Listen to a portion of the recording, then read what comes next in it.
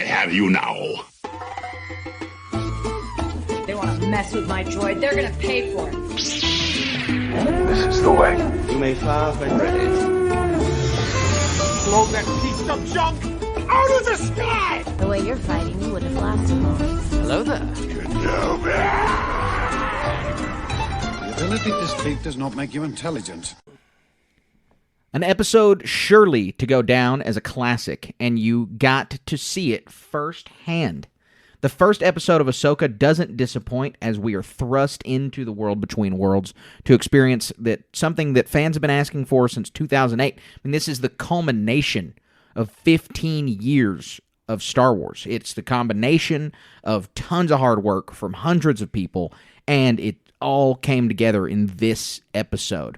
That's not all that's in this episode. The culmination is not the only thing that happens. We got a lot of important name drops, character growth. There may be a new Jedi on the scene, and there's tons of pensive Hu-Yang dialogue for you to enjoy. And so for those of you who are new to our show, my name is Carter. This is the Star Wars Station Communication Podcast, and the other person here with me, chomping at the bit to talk about Ahsoka, is none other than the perplexed Padawan himself, Colin Archer. Hey, Carter. Oh, my goodness. It's been a day, hasn't it? You know, I've been online looking at all kinds of different aspects of this episode. I've tried to watch this as many times as I can and digest all the little minutia of everything going on in this and how it impacts so much stuff. I mean, if there ever was... It's hard to say exactly, but this is like top 3 episodes of TV Star Wars, man, if not the number one. Yeah. No, I mean, it depends on perspective. It's going to be whose it is, but the Clone Wars stuff. I can't believe it. It's just astounding that we got a piece of Star Wars of this quality on a random Tuesday night in the middle of September. Like, it's just like this really, we knew what the Ahsoka show was going to be, and we knew how capable Dave was, but really getting what we got out of this episode is something that fans have been asking for decades. Fans have been asking for years, and it's finally been delivered in a pretty perfect way. I mean, there's not much to change about the product, and so Colin, I want to toss everyone into our rapid reactions so we can get to the meat of this podcast. He doesn't seem to take a hint, this guy. Galaxy-shaking Ahsoka the White has come to us. Dude, I am completely taken aback by that, Colin. I never ever thought in my entire life that we would have live action Hayden Christensen acted the Clone Wars. Yeah, me either. And the whole thing, it's almost like a Christmas carol going between all these different timelines to learn the lesson. And then you can't, there's a lot going on with Ahsoka, but we got a lot of Jason stuff going on too. Man, I really was pumped about all his feelings and vibes, and then the explanation by Hu-Yang. Wow. I know. I mean, we got so much stuff in this episode. We got huge name drops alone. I mean, we get a mention of Senator Leia Organa Solo. We get a mention of Kanan Jarrus, and that's just verbal mentions of things.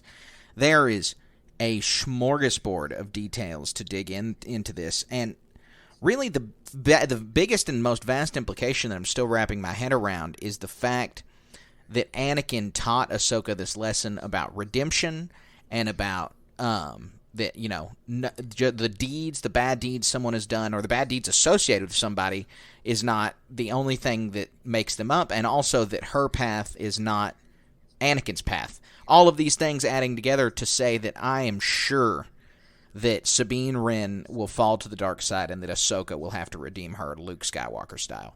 That's my. Yeah, I know this is rapid reactions and not always in motion, but for our rapid reaction listeners, this is my always in motion submission: is that Sabine's falling to the dark side, and that lesson was so important. Getting to see Hayden Christensen on screen as Anakin was just as on screen as Anakin in the Clone Wars was such a treat.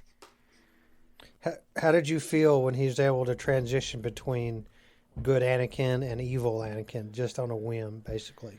And that one where he switched to Darth Vader and back in the mist. How'd that make you feel? The transition between Anakin's light and dark side was really interesting to me because I still assume this. Now I'm pretty positive, this is Force Ghost Anakin here to teach Ahsoka her final lesson, and that him, in the course of that, flowing between dark side Anakin and light side is he using this only as a vision, or is this something that Anakin as a Force Ghost even grapples with, is his darker side?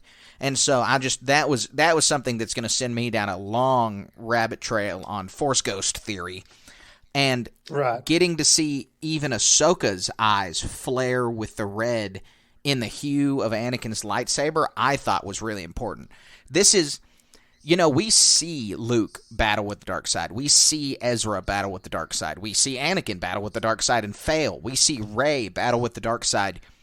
I don't think we've ever gotten definitively Ahsoka's battle with the dark side that every major Jedi hero has to go through, and I think that we just got that. I think that that's what we just got, was Ahsoka's Dagobah cave, and Ahsoka's Darth Maul tempting them, and Ahsoka's Rey in the cave on Ahch-To. I think we just got that for Ahsoka, and it was an exceedingly important moment in her transition and her tutelage as a Jedi. Yeah, you're exactly right. And another thing that struck me so much, I think it's obvious, is the Clone Wars scenes. Seeing the two different versions of young Ahsoka. Wow, you're just jumping off the screen. The clone troopers, Captain Rex, the Maul troopers. I would love to be a fly on the wall when they're making these, and I want to feel how Filoni felt making these scenes. Like, you got to make stuff off that show he's already made and put Hayden in those costumes. Oh my goodness, what a joy, what a treat. Getting to see them with the hairstyle and the armor, getting to see young live-action Ahsoka. Like you said, the flashbacks. So that battle that they were in, it had, at the beginning, one of Ahsoka's first battles had that real purpley haze. Well, Cassidy and I just began a Clone Wars rewatch because she's never seen it, and we finished Rebels, and she asked to see the Clone Wars. And so now we're watching the Clone Wars all the way through, and so we just finished the Clone Wars movie, and seeing that animated battle transition into live action a day apart from each other was really, really huge. And I have to applaud Dave for the simple fact that he didn't dwell on the world between worlds. He didn't try to explain it. He didn't try to go into this long diatribe and detail that was going to satisfy us hardcore Star Wars fans, because he knows that this is going to general audiences. And they don't need the explanation. There's no reason. I mean, the explanation is built into the question, in that Ahsoka had a Force vision. And that's what they understand. That's what we understand. This didn't add some new element to the world between worlds, or make Star Wars time travel or multiverses or this or that. It was a story device to get us the growth lesson that Ahsoka needed. And that was what this show needed above anything else, than some wacky, crazy change in the way that we understand the galaxy. And I'm happy that that was the case. Yep. I can't wait to talk about it more. Anything else we need to rapid react to? Gosh, I need to watch it again already.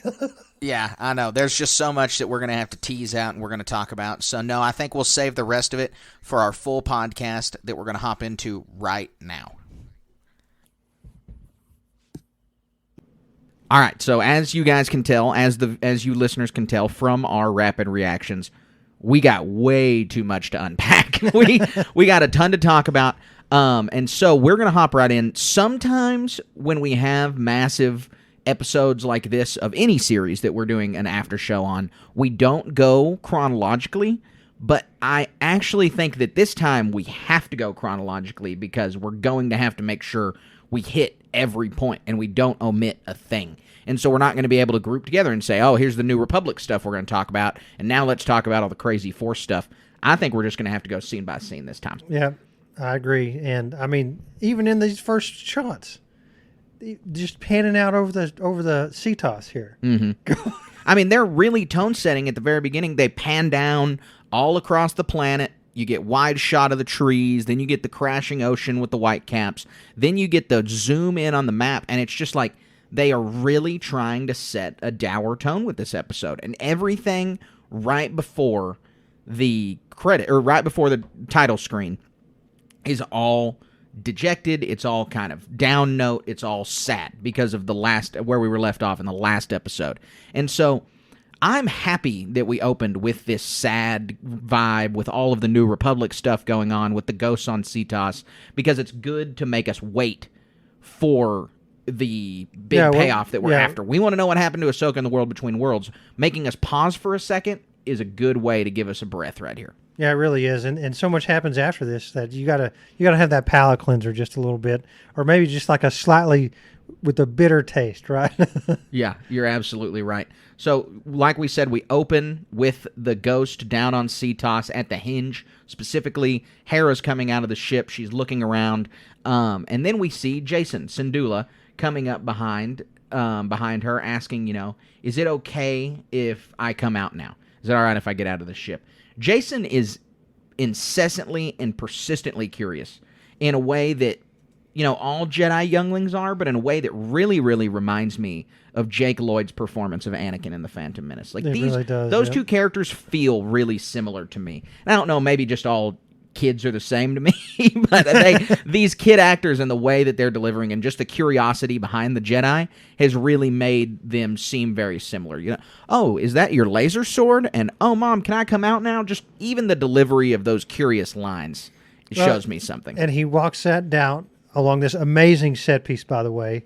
It looks like totally practical effects wherever they're doing it at, with this rear of the ghost opening up and the twin laser blaster hanging above his head. That's cool. So curious you say that, because this scene also made me think about how good they're doing on the practical sets, and how the set dressing that's clearly not CGI looks really good and really believable. Well, that looks like a real spaceship. We're looking at this, and it doesn't have some perfect camber on where the hatch hit the ground. It's all off-center, right? It's this attention to detail that makes this stuff super valuable, because, like, if you're thinking about setting this stuff up, you want to build it perfect. You want it to look nice. No, that's not the way the world is. Stuff happens like this, where these little off-camber little things are. And so he's walking out with Chopper at his side, and I really love the idea. I think there's some really fun headcanon stories people are going to come up with, if not comic books in the future, of Hera and then Jacen and Chopper getting into some shenanigans. We mentioned that last podcast, right? Yeah, I think just some shenanigans that they're going to get into from starting at Home One, going on an adventure. The Chancellor of the Galaxy is aware of how mischievous they can be. And Chopper seems to fill this role for Jacen of uncle/brother/babysitter. Like, Hera's always leaving him with Chopper, which is crazy. I would never leave my kid with Chopper. Yeah, the mass murderer robot. But they're framing Chopper as like this really good companion for Jacen, but in more than a R2-D2 Luke Skywalker way, where the droids in the original trilogy still, to me, they're obviously characters, but they still kind of feel like pets also. Where Chopper does not feel like his pet. Chopper feels like his caretaker. Chopper feels like when you have Jacen and Chopper together, Chopper's the one in charge. That's a good point. I really just am enjoying the way that Evan Whitten is delivering Jacen as a character, especially in this episode. Like, this episode got Jacen basically as a character. I mean, until then, he has obviously just kind of been background, like he's a little bit of exposition for his mom, and he was in that one scene in the Rebels epilogue, and we just don't have a lot. But this episode fleshes him out enough, and we can kind of understand where he's at as a character, that I can already tell that in the future, Jacen Syndulla is going to become one of my favorite characters. You can make the argument quite easily, I think, that he's the hero of the episode. Yeah, yes, yeah, without him. Hu Yang even says as much near the end. Yeah. We'll talk about that. We don't want to jump the gun on the scenes. I noticed another thing that I thought maybe as a parent you'll expand on a little bit, but there's this neat parenting connection between Hera and Jacen. They've developed basically their own sign language about staying out of danger. She gives him this horizontal fist, and he hides behind Chopper like he readily knows what he needs to be doing when Hera doesn't understand that Hu Yang's the one behind the pillar. It's just this whole delivery of the way Hera's already an inherently very motherly character, and so to see her in a literal motherly role, she's just very good. She's a great mom. I think Hera, if Hera's your mom, you're probably going to turn out okay. Yeah, is basically what it is. Yeah, gosh, she'd be a great mom, riding around the Ghost, getting droids to run around with. Yeah. But, this simpatico relationship that they have, I mean, jumping the gun just a tad, their dad isn't here. It's just them. And, we see this kind of strained relationship with the Republic that we're fixing to talk about. And you have to know that's the way it's been the whole time. Yep. So this unspoken language that she's been teaching him his whole life, along with Chopper. Yep. This is something. Again, we need some extra medium to read about these relationships here. I mean, really, you look at Hera. She is literally a single mother. I mean, she is a single mom, also working this incredibly high risk, high security job. Like, It's very impressive what Hera's been able to do since Kanan's passing. Yep, it really is. And Mary Elizabeth Winstead. It took a few episodes to spin up to get the full totality of the picture, but it's really delivering. It really is. Yeah, it absolutely is. So she rounds the corner and sees Hu Yang holding Sabine's Mandalorian helmet, and he's pensive, he's upset, and he says that, they never listen. And sad Hu Yang is killing me. I mean, it's like when you see a sad puppy, a sad droid is just as bad as a sad puppy. Like, It's the exact same thing. It's like they didn't do anything wrong. They have programming. Like, they are pure of heart, these droids are. And so when you see him so upset, it's a tough order to watch sad Hu Yang. But he says that they never listen. And I'm curious, does he mean they as in Sabine and Ahsoka, or does he mean they as in Jedi in general? Like, just in his experience of 25,000 years, is he just like, you tell Jedi to stick together, or you tell them to do this, and they never listen. Now, I feel like he's talking the wider one. Well, and then, I think it's safe to say that the Force guides all of these things, right? And he's not going to be... He'll know about it. But he's not going to be tapped into it. Right. And so, especially in these high stress, high risk, where just these high stake situations, he has no idea what happened exactly, but I mean, he's not a doofus either. Why is Sabine leaving her helmet behind? She's either dead or a captive. And he's going to be able to suss that out pretty easy. So, it's just a forlorn situation, like we've seen. And, complicated. So yeah, I think it's all the Jedi, but we as viewers know that everything's going to be okay, but Force this, that, right? Right. So the next little bit is they cut to the title screen, Shadow Warrior. And I want to know, do you have any input on this? Because, obviously the last one, Fallen Jedi, I thought was gorgeous title. Jedi Knight, that's a great title for an episode of Rebels. There's just a bunch of The Jedi in The Mandalorian. I mean, there's a bunch of good titles. I would say this one does not fall in the good title category because it's way too, what does Shadow Warrior mean? Yeah, and subtle to a fault is what I would say. I mean, not that it's not bad. And this isn't something that I just, it's ruined the episode for me. But as far as titles go, we've seen Dave deliver some pretty great titles, and then this one was just like, you can think anything better. Like, Shadow Warrior doesn't really mean anything. To your point, at the end of the previous episode, it had so much to go with it. I forgot the title of this episode by the end of the episode. I'm like, what was the title? I had to think on it for a minute. Right. No, I understand. It's a small little complaint. And but so it's who is the Shadow Warrior? Yeah, I mean, Anakin, probably. I thought it was Ahsoka. I mean, maybe. See, that, maybe. But again, what does Shadow Warrior mean? Like, a fallen Jedi means something. That is a Jedi who has either fallen to the dark side or is literally falling off of a cliff into an ocean. Should we speculate about this now or later when events occur? I mean, just a general... If you have a speculation that directly links to this title, then let's hear it. I say it's Ahsoka because, she's wearing gray the whole time, and she's been in the shadows, and in this sequence we're about to talk about, she has a shadow cast on her, not literally, but figuratively. And she's in this shadow realm trying to figure things out. Yu-Gi-Oh reference. I don't know anything about Yu-Gi-Oh. For the record. I don't know. I don't buy it. It's a stretch. It is a stretch. It's just like, I have no idea. I don't know. It just, the words Shadow Warrior don't mean anything. Like, they can mean anything. You can be like, oh yes, as you saw, the sun on Corellia was casting a long shadow over Ahsoka. Like, it's just like, there's not really, it feels like that thing where your English teacher tells you, oh, the curtains were blue to convey the author's sadness and blah, blah, blah. Like, they're curtains. Yeah, they were just blue. He just wrote down a color. He could have written anything down. I mean, you're talking about a book. You're talking about film. It's whatever the set designer decided to make. Right, exactly. And so I don't know. Shadow Warrior strikes me as that. Like, you can sit there and try to apply some pretty artistic meanings to that title, and I don't know if any of them are going to stick 100%. Somebody's going to be in a panel and ask Dave a question. What did that mean? Yeah. And he's going to talk about it for 3 minutes straight. Yep. Well, and he'll have a great answer. And then we'll be like, oh, now we get it. But just us connecting the dots right here, I'm not seeing the line to draw. So then after the title screen is when we get Ahsoka in the World Between Worlds.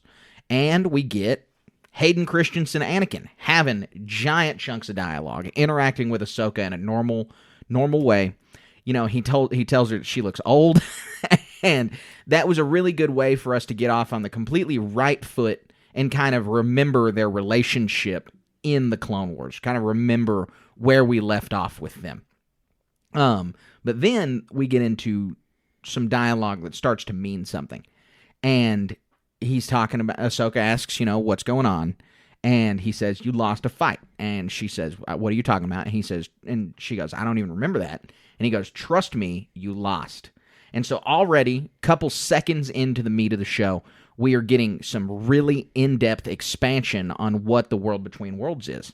And I think this line, combined with Anakin's line from the last episode, I didn't expect to see you so soon, absolutely means that the World Between Worlds is Force Ghost Heaven and Ahsoka is dead.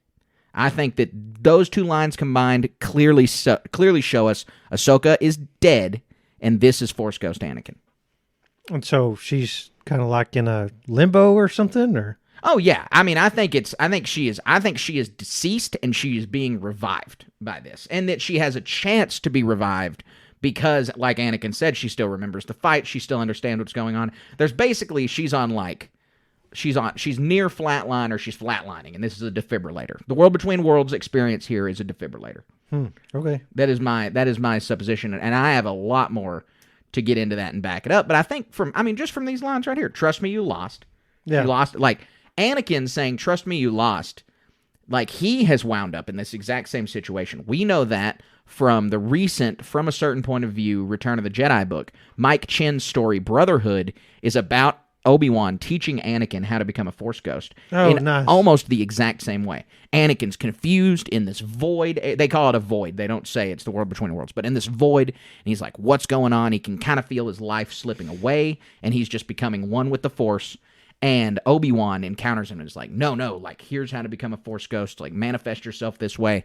You won't be lost if you can do that. If there's a little bit of fight left in you, is what they have in this That's conversation. almost like required reading to fully understand this scene. I think so, yeah. It's a short story that came out a week ago, but it has really informed me on what is going on in this sequence right here. Yeah, that makes a huge point.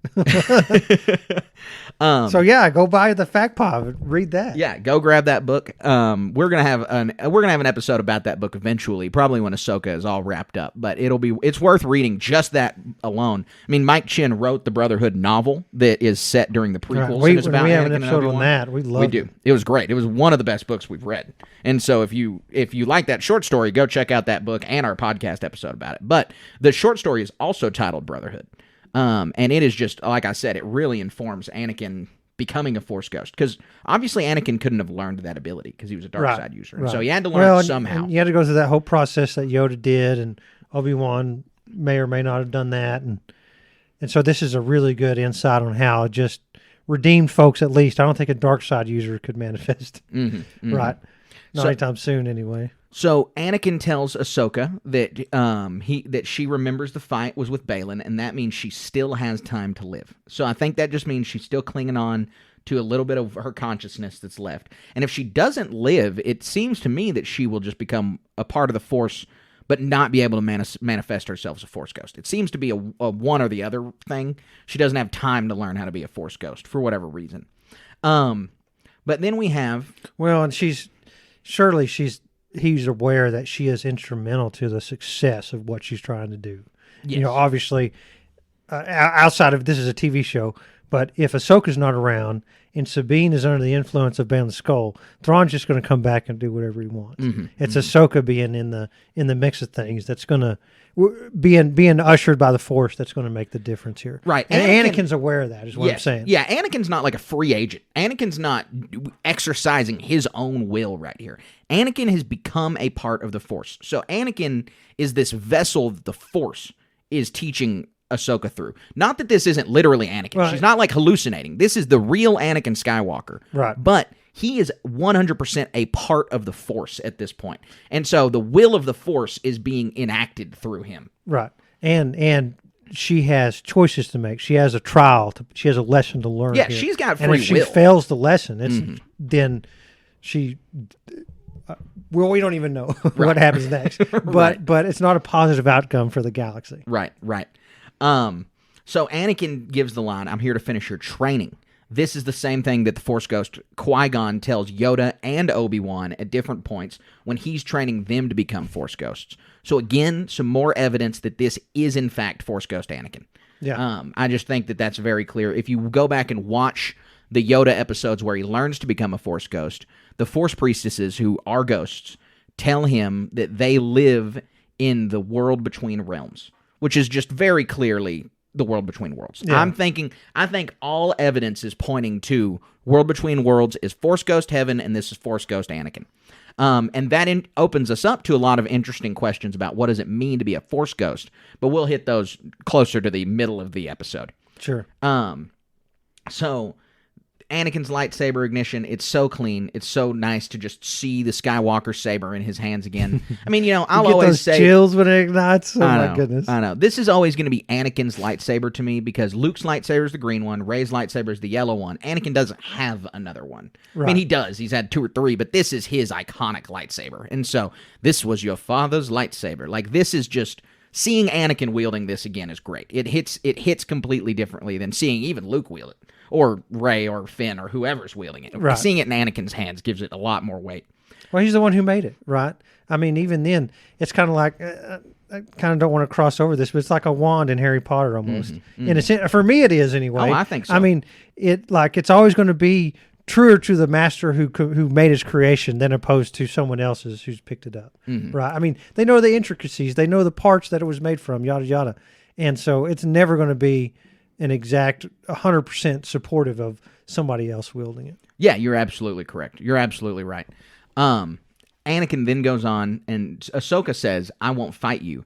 Anakin says, "I've heard that before," which is a brilliant callback. I just really I love the callback to the Return of the Jedi. "I won't fight you, Father." That is awesome. And then Anakin's response being, "I've heard that before," shows us that this is Anakin with Vader's experiences. It is more evidence that this is Force Ghost Anakin. It's more evidence that this is Anakin Skywalker who lived his entire life and is now a Force Ghost.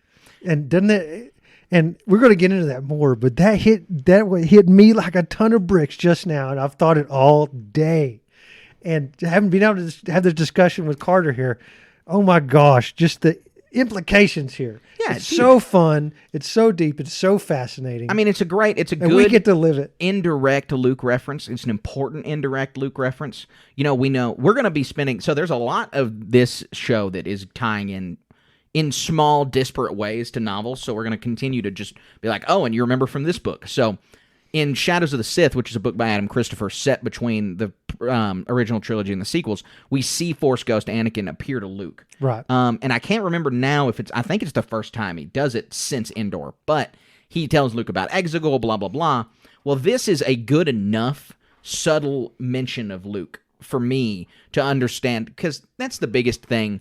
When Anakin's doing this with Ahsoka and working with her, I still don't ever want the weight of the original trilogy to be dismissed on how Luke is the only person who could have redeemed him. There's no living person that could have ever redeemed Anakin other than Luke. Obi-Wan couldn't do it. Ahsoka couldn't do it on Malachor. It was only Luke. And so having him mention just offhand an indirect mention of Luke is super important, and I hope that continues. We can't have an Anakin Force Ghost story without acknowledging the existence of at least one of the twins, in my opinion. Right, and when that book's so amazing.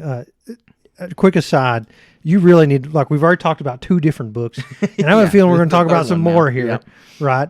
And you got to read some of these things. Yes, they're some way really worth good it. gems out there. I mean, if you have any hesitation, scroll back and look in our podcast episodes. We have so many. There's so many more coming down the pipe, and they're fun to read. It's really worth it. Yes, they absolutely are. So Anakin's piecing Ahsoka up in that first fight. I mean, she's just constantly on the back foot. An important thing to note, because I've seen a lot of discourse online about, who's winning these fights, and that is not the point of what's going on in this vision. It's who's winning the lightsaber. These are essentially fake. I mean, these are essentially like if we were sitting here with wrapping paper tubes and fighting each other, because it is real danger. Ahsoka could absolutely die, but the point is not that they're fighting. The point is for Anakin to get this lesson across, and the only way he can do that is through the fight. And so saying, oh, they won or they lost is ridiculous. But it's just important to note that at this very beginning, Anakin is continually pushing Ahsoka further and further back. Right, which in these training sessions, especially with Anakin Skywalker, that's what they're going to do. We got in one of the Visions episodes where he put her amongst the gauntlet of troopers, right? Tales of the Jedi. Tales of not the Jedi. Visions. I'm sorry. All that animation is jumbled in my brain. There's so much of it, and it's so good. But the Tales of the Jedi, he puts her amongst those. I mean, so, like, the lessons Anakin Skywalker, we read so much of this about how different Jedi do things. And, I was reading a book on the way here, in a brand new Padawan to a new master he spent the first 2 days meditating. Mm-hmm. Right? No, with Anakin, and Ahsoka spent her first 2 days fighting a gauntlet of clones. Right, right. And, we have Obi-Wan and Anakin's flashbacks from the Kenobi series also demonstrating how much Anakin learns and feels comfortable under this kind of fighting pressure. Like, this is where he's best. Not just his best learner, but also his best teacher is during this fighting. So we cut away from their fight, and we get Jason staring off into the sea. Going to be very important here in a moment. And then we have Hera and Huyang kind of postulating about where did Sabine and Ahsoka go, because they have absolutely no idea. And basically they've landed on, they must have been kidnapped by the bad guys and are now being taken to the other galaxy. Which is a logical conclusion to make, especially having known these 2 characters for so long. It's crazy that that's not the case. Then we get Carson Teva, fan favorite character, walks up and he goes, Senator Organa says she can only give us cover for so long. And man, this was the first, definitely not the first, but this was one of the moments near the beginning where I was just like, oh, this is so great. And I was just beaming, smiling that they mentioned Leia, gave her a name drop. This is super important because with these shows, the fact that these shows to this point had been devoid of mentions of the original trilogy characters, mentions of like Kanan or other characters from Rebels was kind of wearing on me a little bit. It's like, golly, they have got to acknowledge when this is happening and what has happened before. And so getting the Senator Organa line was really, really good. Yeah, it really was. And, we all lamented about why wasn't she at that council meeting. Well, obviously she's not that little committee for whatever they're wanting to do. And remember also from another book that we've read, it reminded me of the title, but basically Bloodline. Bloodline. Leia is the Chancellor's right hand. She's the go-to, and she's not a servant or anything like that works in her office. She's her own senator, obviously. But when something diplomatically needs to be done that requires almost 100% certainty, the Chancellor sent her off to do whatever she needs done, right? And so I think it's safe to assume that that's what Leia's out there doing is out there batting 1,000 like she does, and calling in, helping out her friends, the former current rebel, the current rebels, I guess, doing what they do. Well, and there's some more weight to be said to the fact that she's getting mentioned here, and that her dad, a Force ghost, her dad is underneath that water, underneath in quotes. They're existing in another dimension, but They are fighting out there right on this planet with his former Padawan, and it is a massively important mission. We don't know why. We know that Thrawn's going to return, but there's some weight to it. The Force wants Ahsoka to do something here, and Leia's a small part of that. And it just shows again how well the Force weaves these characters together throughout their time. Also, the other thing we've got to talk about in this scene is that Jason's Force sensitivity is shining through in such a big way right here. And we knew it. As the viewers, we knew he was going to be Force sensitive. Obviously, Hera has an inkling of his Force sensitivity and a pretty general knowledge that, yeah, this kid's got something special about him. And so, I am very curious that his family and friends are keenly aware of his abilities. They are keenly aware that the Jedi Order is not extinct now, that Ahsoka exists, who is a Jedi, and they know about Luke Skywalker. I don't know to what extent his order is known right now, but we know that during the Shadow of the Sith book, it's at least known by random people in the galaxy that, Luke Skywalker is starting a new Jedi Order. And so, we need an answer on why Jason isn't a part of Luke's order, and we also need an answer of where Luke is. And I'm going to keep saying this every episode. We got this Leia name drop.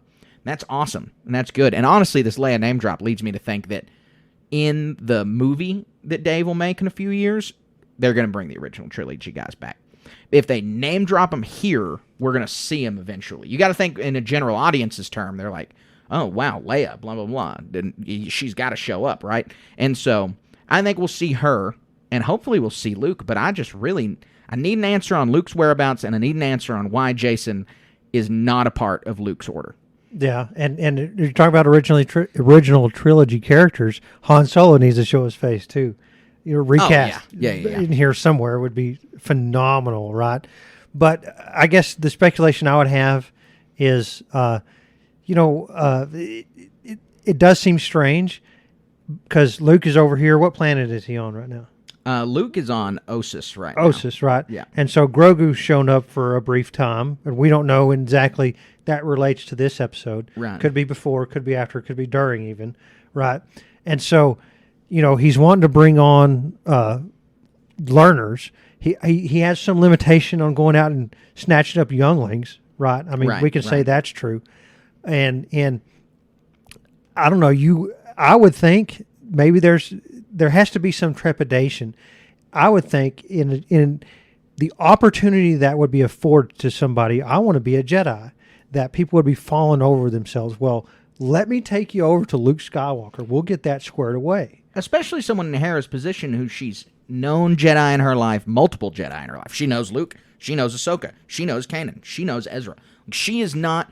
Carson has a reaction here in a minute about the Jedi that is a totally normal reaction for someone in the galaxy, but not for Hera. She is keenly aware of the Jedi's abilities, what they stand for, and I don't get the feeling that she's like holding Jason back, that she's like, no, you cannot be a Jedi, but she's also not pushing him in the direction. It's almost the opposite of that. In so many cases where, and I'm talking about TV shows and any sort of fiction, there's some kid out there chirping, hey, this is bad thing is going on. Hey, these people are up to no good. Hey, I feel this about this thing. And the adults just totally dismiss the child for whatever reason. It's a plot in the story. But this is the exact opposite. Jason speaks up, and Hera stops what she's doing, turns, and gives her complete attention to him, complete deference to him, to give his abilities their due. Yeah, and that's so interesting because she's so aware of the good that these abilities do, but for some reason the kid is not training, and I just don't know why. And I don't know. I'm just really curious. Yeah, it's just there is an answer. I know Dave already thought through this question because it's not like it's that hard of a question to think of. Oh, audiences are going to want to know, but really, and it's the same thing with there is an answer to what Luke is doing. We just haven't been given it yet, but I really want to know. So. Like you said, Hera gives him total deference to use his abilities. He is listening to these waves, and he's hearing lightsaber clashes. And then he's like, Mom, listen. So Hera then hears them, which is really reinforcing the Force is all around us. So the world between worlds not only is another dimension, it's like a dimension within our dimension. It's like the air particles around you are the Force, and this is happening simultaneously. As well as... it's showing you that the Force runs through all of us. And it's giving a little bit more credence to maybe Sabine can be Force sensitive, because Hera would have only been able to hear that with some connection to the Force, which all living beings have. Right. And so Hu Yang and Chopper, literally zero chance they could hear those noises. Just not even possible, because they cannot interact with the Force. If they had heard those noises, it wouldn't make any sense.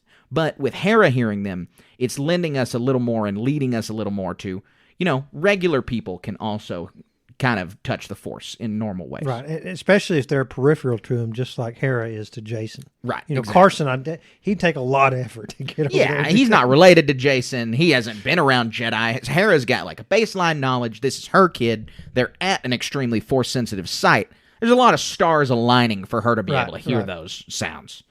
So we then have Carson as the audience. He's like, what's going on? What am I missing here? And Hu Yang's answer is hilarious. It's super funny. Yeah, he's in total disbelief. From Carson's perspective, they're calling us back here. This is a big deal. You need to listen. We're going to get in serious trouble if you don't call this back.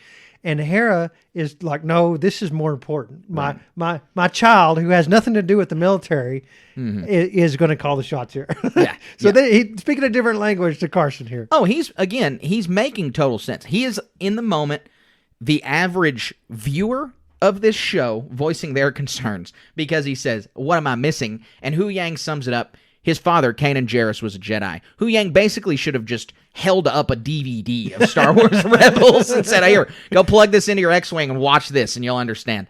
And so the Kanan Jarrus answer is hilarious, because Carson goes, okay. And that is that is the answer that audiences are going to give, because the need to know why Jason can do this is not that deep. Like, as a general audience member, if you hadn't seen any of the animated stuff and you've only seen live action things, to see Jason doing this, you're going to be like, okay, the kid's Force sensitive.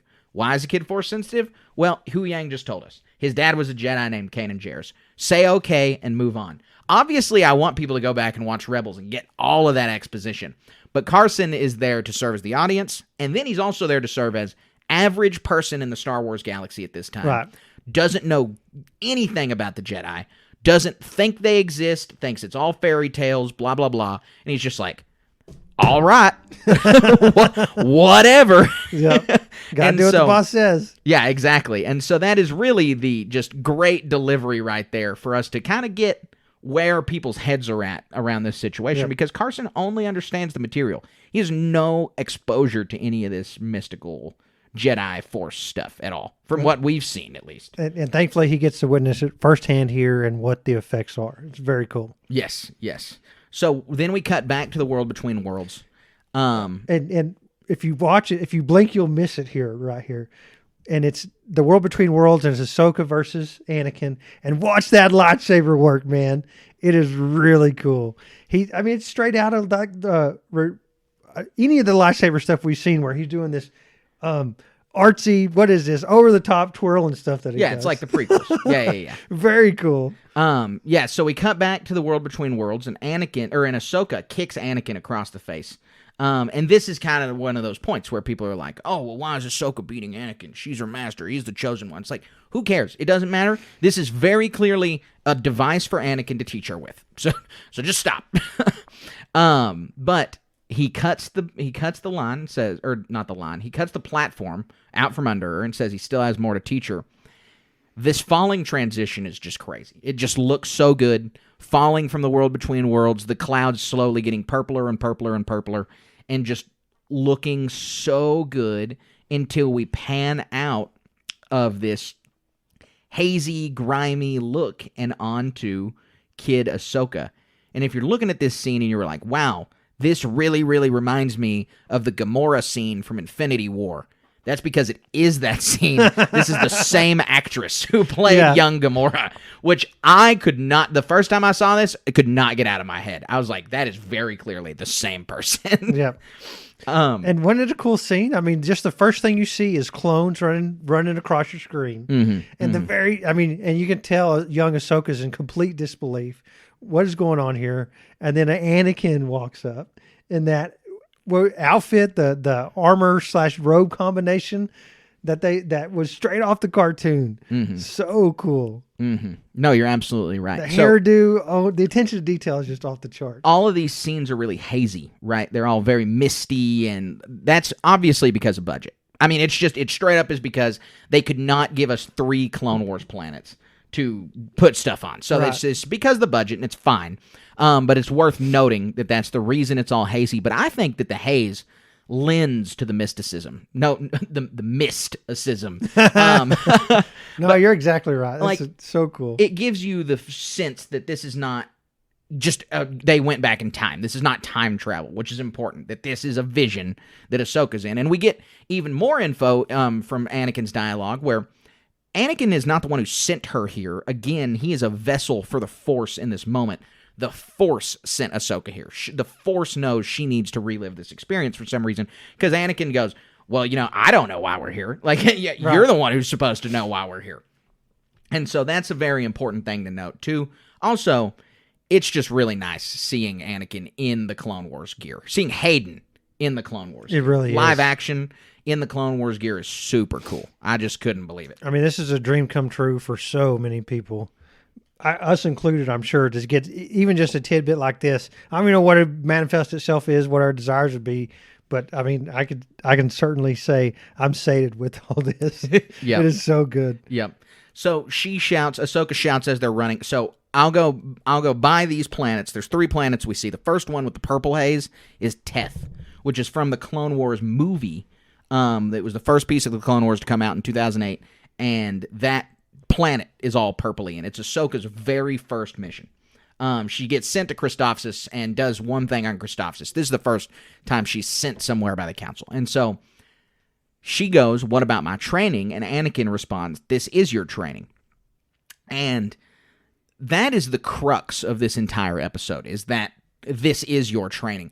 It's Ahsoka's struggle to this point that her entire life is all wrapped up, that all of her training has been in combat, it's been in war. She's like, what about my training? And they're in the heat of this giant battle, and Anakin says, this is your training, and that is not what Jedi training is supposed to be. That is not what Jedi training has been for 1,000 years.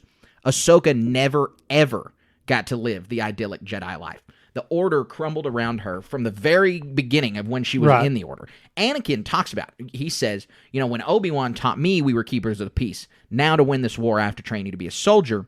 This is dialogue supporting Ahsoka's trepidation about having only grown up in violence. Even Anakin got the 10-year period between The Phantom Menace and Attack of the Clones, where it's pretty much normal Jedi Order business. Now, the galaxy's in a little bit more turmoil. Things are a little bit more unstable, but the Jedi aren't soldiers at that point. They're still peacekeepers. Ahsoka never got that life. She never got to live that. Yeah, she was told about it. I think she kind of mentions that when she was a youngling. But as far as experiencing that, you're exactly right. I mean, she heard about them going to rescue Anakin and the other ones on Geonosis, as we saw in the other book, Rise of the Red Blade. That was cool to see that perspective. And then here she is thrust right into the middle of it. Her first experiences as a Padawan are with war. So, and it's mind-boggling to comprehend when you get right down to it. Right. I mean, because she's literally, 12 here? Yeah, yes. And Dave's using her as the vessel with which the Jedi Order is going to cope with their collapse and with what it meant to be a soldier. She is a microcosm of all of the experiences for all of the Jedi during the war. I mean, even Yoda, he lived 900 years worth of peace until this war. And all of the Jedi can recognize that what's happening is that they are being slowly tugged into the dark side and into turmoil by this war, and that they're living in the decadence of war, and that Ahsoka is merely a way for Dave to explain this concept to the viewers. Her experiences are a microcosm of what every Jedi has gone through. Right, and it's so impactful. It really is.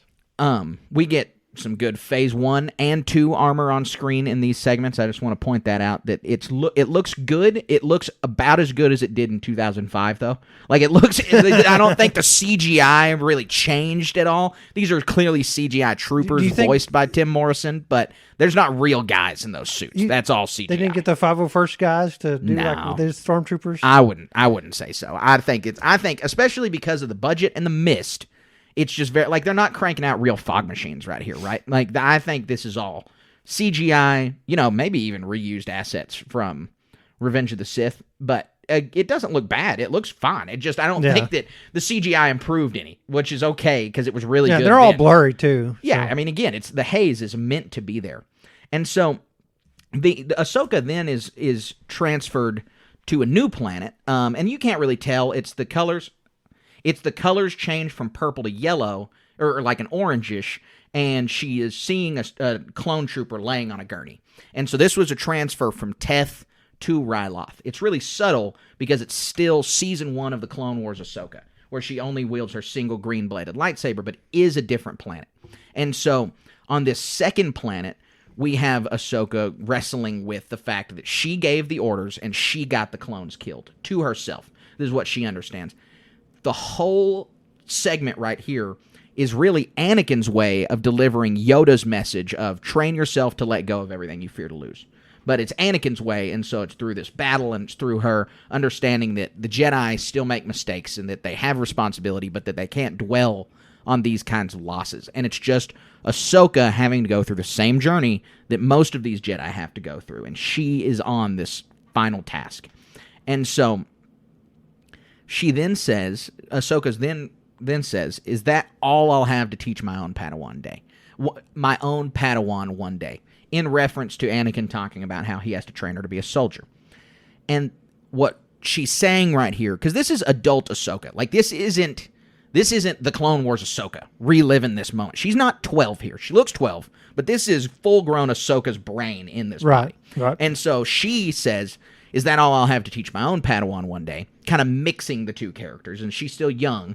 She doesn't have a Padawan right now, but she literally does with Sabine. And so she is worrying that all she's going to be able to do with Sabine is teach her how to fight. And Sabine is already pretty capable at that. Sabine only connects with the fighting part of Jedi training, by her own admission. That's what Sabine herself says. And they're still fighting. Palpatine's been dead for 5-6 years, whatever. They're still fighting. Ahsoka's still fighting. She has been in a fight since she left the Jedi, or since she was thrust into the Clone War, and her fight has not stopped at all. And fixing to fight another big one, too. Yeah, exactly. She wants to clearly build something. She doesn't want to be fighting anymore. She doesn't want to leave a legacy of violence. She doesn't want to only be able to connect with Sabine through violence. She wants to impart other Jedi knowledge onto people. She wants to impart other Jedi knowledge, but she doesn't really have a whole lot of other Jedi knowledge. She has some. She was obviously a part of the original order, but she still feels like the brunt and the meat of all of her training was about how to wield a lightsaber, how to throw objects at people. Fight wars, yeah. Exactly. And so this is something that we're going to see Ahsoka struggle with through the rest of this series. And I'm not saying that she wants to build a Jedi Order, but I'm saying she wants to build a Jedi Order. Like, she wants to create something beyond an order of fighting monks, basically. Right. Yeah, very good points. Then, Anakin turns back to her and when she says, what if I want to stop fighting? And Anakin says, then you'll die. And he turns around and he gets back into the battle. Ahsoka is so tired. She's fought her whole life. And I'm sure she'd like nothing better than to quit and leave all of this behind. Even now. Like, she is so clearly driven to find Thrawn, to stop this next conflict, because that's all she knows. She has only done that. We saw that in Tales of the Jedi, the very last episode of that season 1, where Ahsoka is on the farm and the Inquisitor attacks her and Bail Organa gets her to join the rebellion fight. She'd only been in that place for like a year, maybe 2. Like, Ahsoka cannot put down her arms. She can't not fight because she sees this injustice. She sees the power that she has. She sees the abilities that she has.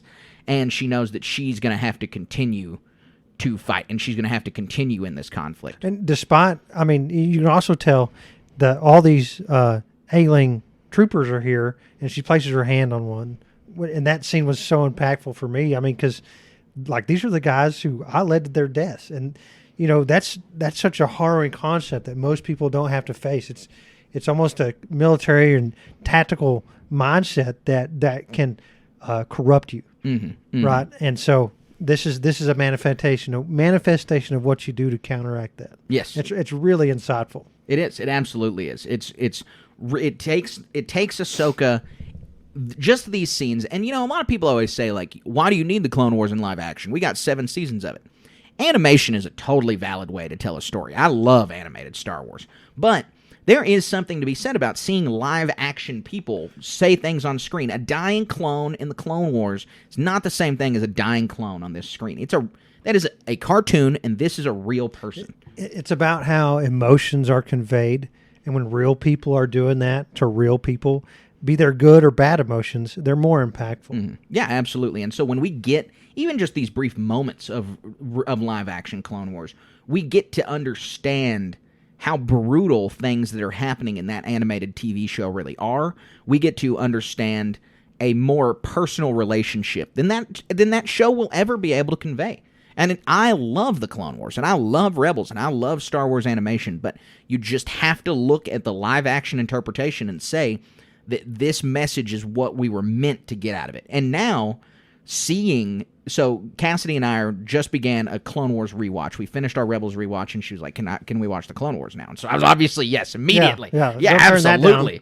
And so we're watching the Clone Wars right now, and just seeing these scenes, she was like, well, so we saw the Teth battle the day before this came out. I said that in the rapid reactions. And so seeing that and then seeing this interpretation of it, she was like, oh, this show is way more hardcore than I realized. Like, there is way more intensity to this show, and the Clone Wars can't convey it because it's on Cartoon Network, because it's made for children, because whatever. It can't convey the violence. But just understanding that real people are going through those situations makes it way more violent, way more intense, and just more meaningful, I would say. Right. You're exactly right. So I want to keep dwelling on this exchange right here for a minute where she says, what if I want to stop fighting? And Anakin says, then you'll die. Because Anakin's line here, I think that you could understand it to say that he's advocating for violence. To understand it that that's what Ahsoka hears. She hears him say that, and that means, well, then we are warriors. And Anakin is saying that because he has some darkness in his heart, and that's why we have her hallucinating Vader walking away with the explosions in the background in it. Just gorgeous shot. I mean, just a beautiful, beautiful shot. Cinematic masterpiece. It is. Really is. Yeah, it is. And so just kind of juxtaposing those two things together, she sees that, hears Anakin's line, and thinks that he's advocating for violence. That is not the case. And that is, this hallucination combined with that line, I think, has gotten a lot of people to think that that's what it's saying, and that the line, you either fight or you die, or then you're going to die if you don't fight. That's a bad thing, and that's an un-Jedi-like thing. But that is not the message that Force Ghost Anakin is trying to get across. That is not what he's saying. That's just what Ahsoka understands him to be saying before she gets the lesson. What Force Ghost Anakin's saying right here is that she has the power to do good, she has the power to help others, and that she has a responsibility to do that. That's why this Thrawn fight is hers specifically, is because she can't stop trying to do good. She can't stop fighting. Because basically it's the Spider-Man thing. It's with great power comes great responsibility. I mean, this is Uncle Ben right here, and it's not just Uncle that. Anakin, get it right. It's that live or die is not. Yeah, you're right. Uncle Annie, and then it's live or die is not literally live or die, and it's not either don't fight or only be a warrior. The actual live or die is dwell on the past, worry about the darkness that you could possibly become, but that anybody could possibly become. It has nothing to do with your past. It's just in general, people have darkness with them. Yoda has to cope with this in the Clone Wars. Or you can live, which is move on and continue fighting and continue dealing with things and continue facing these new challenges. And that's really what Anakin keeps trying to get across to her in all of these lessons. But more of a macro perspective. Yeah, yes, exactly. On the grand scheme of where Ahsoka Tano needs to go morally to complete the next part of her journey. Because she thinks if she keeps fighting, it's going to lead her down her own dark path. She thinks that she is going to follow Vader's footsteps. And there's evidence of that here in just a minute. Yes, you're right. But we cut away from the world between worlds after that just crazy fade-out shot with Vader. It looks so good. Well, it's genius when you get right down to it. I mean, there's going to be memes of, in fact, we need to make some of these for our Instagram page that y'all should check out, of like, me when I'm hungry or something, Right. So we cut back to Cetos and we see Hera telling Hu Yang that this mission was still unsanctioned. I mean, we get some more shots of Jason seeing the X-Wings fly, seeing the water. We get Carson protesting about how long they've been out there and why they're sweeping. And running blah, out blah, of blah. fuel, yada, yada. Yeah. I mean, just some general normal person complaints. And he's like, my ships are going to crash, and the military says we're going to be court-martialed. But he keeps on flying. He keeps on flying at Hera's orders, and then we cut back to Hera and Hu Yang in the cockpit of the Ghost, and Hera tells Hu Yang that this was an unsanctioned mission. I think that's going to be very important for later. Just Hu Yang being aware that this was unsanctioned, and just in general knowing that. But I really liked the line. I don't feel like there's a ton that has to be delivered from this scene, but I really liked the line out of this scene where Hera says, I got us out here chasing ghosts. 'Cause she is! Ha! I don't know. And that's what, that line is, again, like, people are sitting here and being like, oh, well, it wasn't Force Ghost Anakin, though. It was some other Anakin. It's like, come on. Like, it could not be clearer that this is Anakin's Force Ghost. The only other explanation is that it's a figment of Ahsoka's imagination. And is that all you really want this to be? Exactly. That's a way worse explanation. So it's very clearly Anakin's like, Force you could Ghost. make some silly explanation. You heard in the rapid reactions, like, this is some sort of Christmas Carol thing. And these are like other Force ghosts that are of Life battle past. and battle future. Although we didn't get the future part. That'd be a spoiler. We're not doing that. Right. So then we get another really touching moment between Hu Yang and Hera where Hu Yang just says, you do things your way because you care. And that's why people like you. And Hu Yang is like just explaining Hera's character from Rebels. I mean, it's just her motherly vibe, all of that. It's perfect. That's why she's a great character, is because of the way she is. And the reality, that's one of the best life lessons there is. You do things because it's the right thing to do. Mm-hmm. And what you use the basis of your morals and humanity and whatever influence you have to do the right thing and lift other people up. Right. And just a great little life lesson. No, it was perfect. I totally agree. Then we have Hera asking some questions about Anakin. Hu Yang pauses for a long time and then goes, he was intense. Do you think Hu Yang knows about Darth Vader? Ahsoka would have had to tell him, but do you think that Ahsoka told him? Yeah, I think so. You think based on this reaction? Like, would you have thought that before this scene or because of this scene you think that? Because of this scene, yeah. I think you're right, too, because of how long of a pause he takes. Because there has to have been... He's got to know. Well, I mean, he's Hu Yang, right? He has to know everything. He would know... I just think there's stuff he could piece together. He's not some doofus out there just... Oh, well, this is... I don't know who this lightsaber hilt is, but it has influences, whatever. Sure. Yeah, He could take a look at Darth Vader's... That one looks strikingly similar to somebody else's I know. And I mean, as far as I know, the people who knew in the Empire were Palpatine, Vader, and then Tarkin and Thrawn pieced it together. And I'm pretty sure that's it. Other than like random comic book characters like Silo 1 through 8 or whatever. Like that guy knew, but that's kind of a different thing.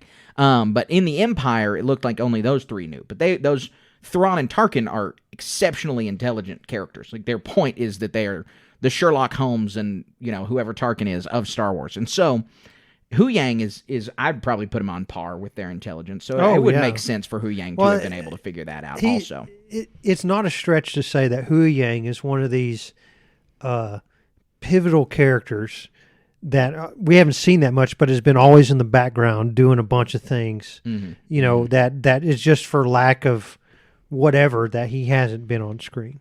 He's always been there. He knows has this like unfathomable depth of knowledge. And so it's not hard to suppose was exactly what you just said. I got to say, you just jogged a memory for me about Hu Yang in that now I'm remembering why Cassidy agreed to watch the Clone Wars. And it was, she got the whole conversation spurred down the path of, where can I see more of Hu Yang? And I was like, oh, he's in the Clone Wars. And she was like, oh, okay, can we watch the Clone Wars? And I was like, yes, absolutely. I did not mention that Hu Yang was only in 3 episodes of the Clone Wars.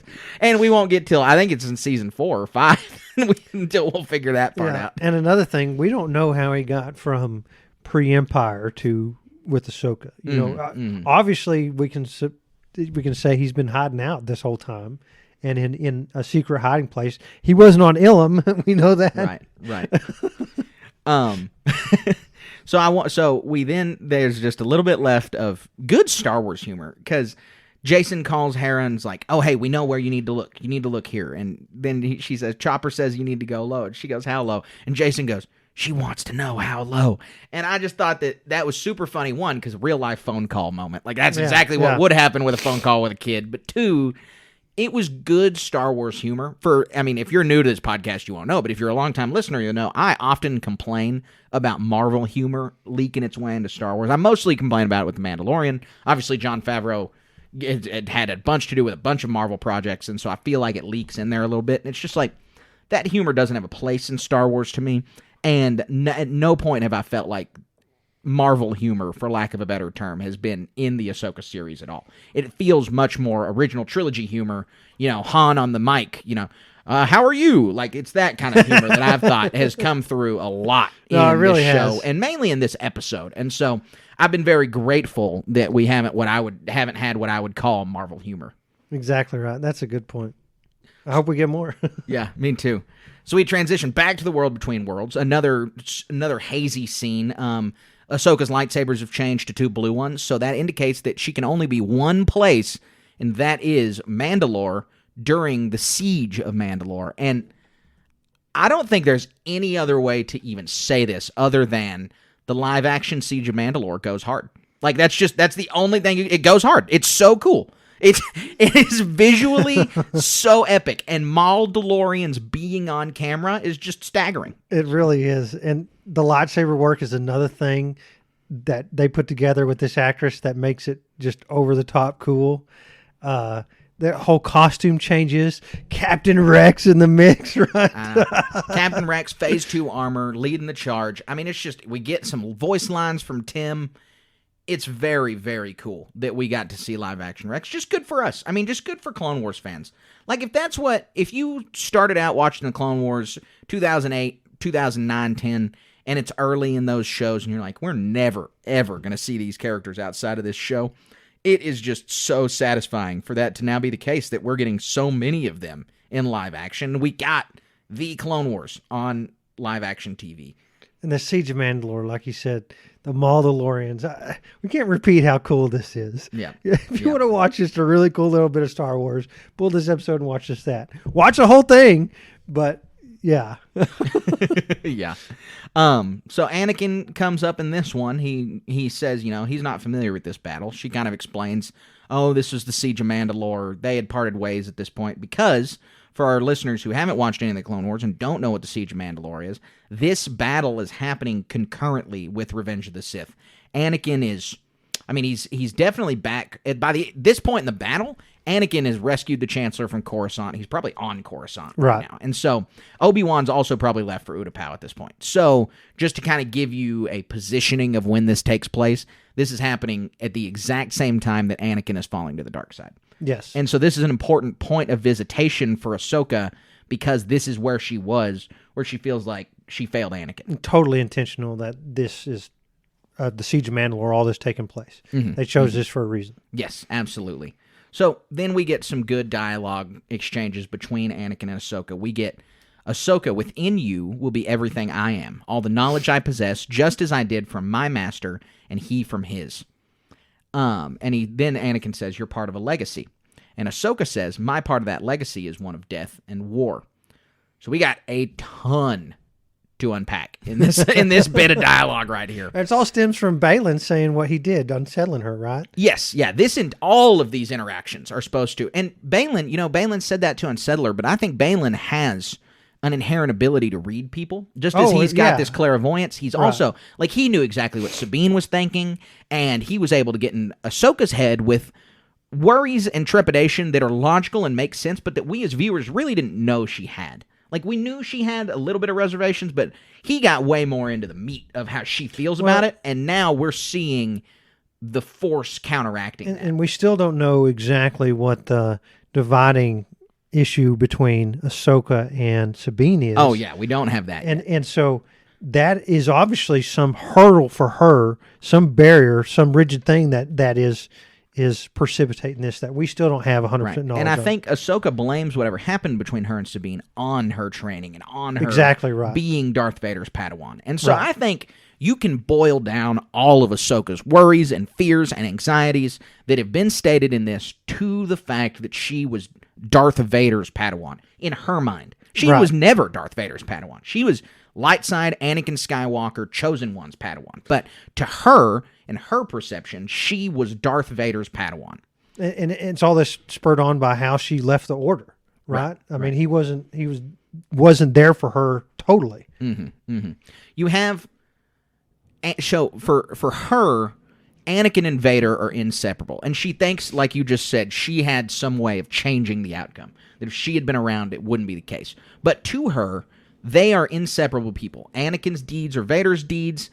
You can think of Ahsoka a lot like you think of Leia. Leia, in canon and in the expanded universe, never could really get past Vader and Anakin not being the same person. Like, she could never get past them being separate individuals, and she could love Anakin as her father and hate Vader. And that's because she wasn't there on the Death Star 2 when he was redeemed, but she was there on the Death Star 1 when he destroyed Alderaan. Right. And so you can't blame Leia for not being able to get past that. Well, Ahsoka's in a very similar boat in that she can't separate the two. She was never there for the transition, and she was not there for the redemption. The same thing is true of Ahsoka because she only met Anakin after Order 66 as Vader when they're locking lightsabers on Malachor at the end of Rebels Season 2. Very contentious hatred there, too. Yeah, absolutely. It's her first, this is, in the World Between Worlds, her first interaction with redeemed Anakin. And that's something that cannot be lost on us as viewers here, is this is her first interaction with Anakin Skywalker since she got sent on to the Siege of Mandalore. Yeah, it's so riveting to think about how, like, what you're sitting here watching this occur on the screen, and she makes this accusation, but you're more powerful and dangerous than anyone realized. I'm just sitting there, just bated breath the whole time. What's happening? What just the meaningful impact this has. So I've got a whole other page of notes just about that line. So let me say one more thing about about the legacy Anakin's referring to. We talked a lot about the legacy. We talked about it in depth on our last episode. That, you know,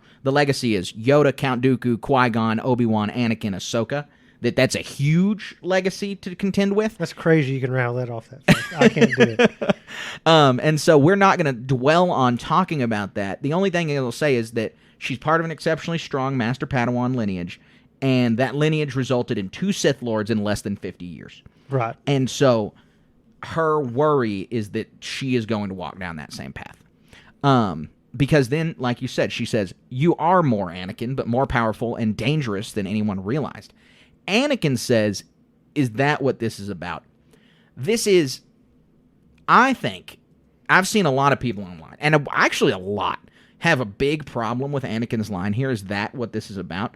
That he's dismissing his crimes as Darth Vader? And I just do not get that at all. I think that people being concerned about that line is a problem at, like, fundamentally not understanding Star Wars. 100%. The message of Star Wars is forgiveness, it's redemption. Anakin is dead. He is not immortal. He does not exist on the moral plane. There is no way he can be put on trial. He cannot be held accountable for his crimes. He is dead to the wider galaxy. The only people even moderately aware that he is alive are people who are extremely force sensitive and connected to him. And so he's been redeemed. The message of Star Wars is forgiveness. His son redeemed him through his forgiveness. And Anakin knows that despite his bad deeds, he still has good at his core. That message is vitally important to Star Wars. It's vitally important to life in the potential of second chances and how important redemptibility is, if that's a word. Forgiveness. Yeah, exactly. Like how anyone can be redeemed. Anyone can deserve a second chance. And trying to hold Ghost Anakin accountable for his responsibilities is the opposite of what George Lucas wanted you to get out of just the first 3 movies. Just the first 3 movies alone, you were supposed to understand that he cannot be held accountable for his actions. If he was still alive, he would totally have to be. You still got to put him on trial for war crimes just because he, repented and forgave. He has to still have the penance that he owes, but that can't be paid. And so trying to hold Force Ghost yeah. Anakin accountable is ridiculous. It's asinine. I just had to say that about those lines because I've seen people talking about him. Yeah, that's crazy. It is. It's nuts, right? And people are saying that. But they are. People say anything on the internet. Yeah. Anakin's transition to Darth Vader on a dime here was really cool. And for the lesson, it was super. It looked good. It made sense. And this was inevitably where it had to go, right? Like we had to see them lock lightsabers with the red and the blue. That was just a requirement to see. Yeah, and Anakin is mad at her. Like, you haven't learned anything.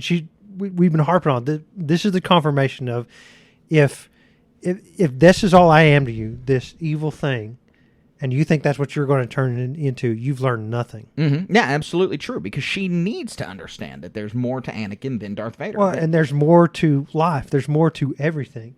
You can always be forgiven. Yes, absolutely. No matter what you've done, as bad as it is, as long as you repent and seek that forgiveness and atonement, mm-hmm. and seek out that forgiveness. Yes, and so I mean, that's a deeply Christian message. And you have to fight for it.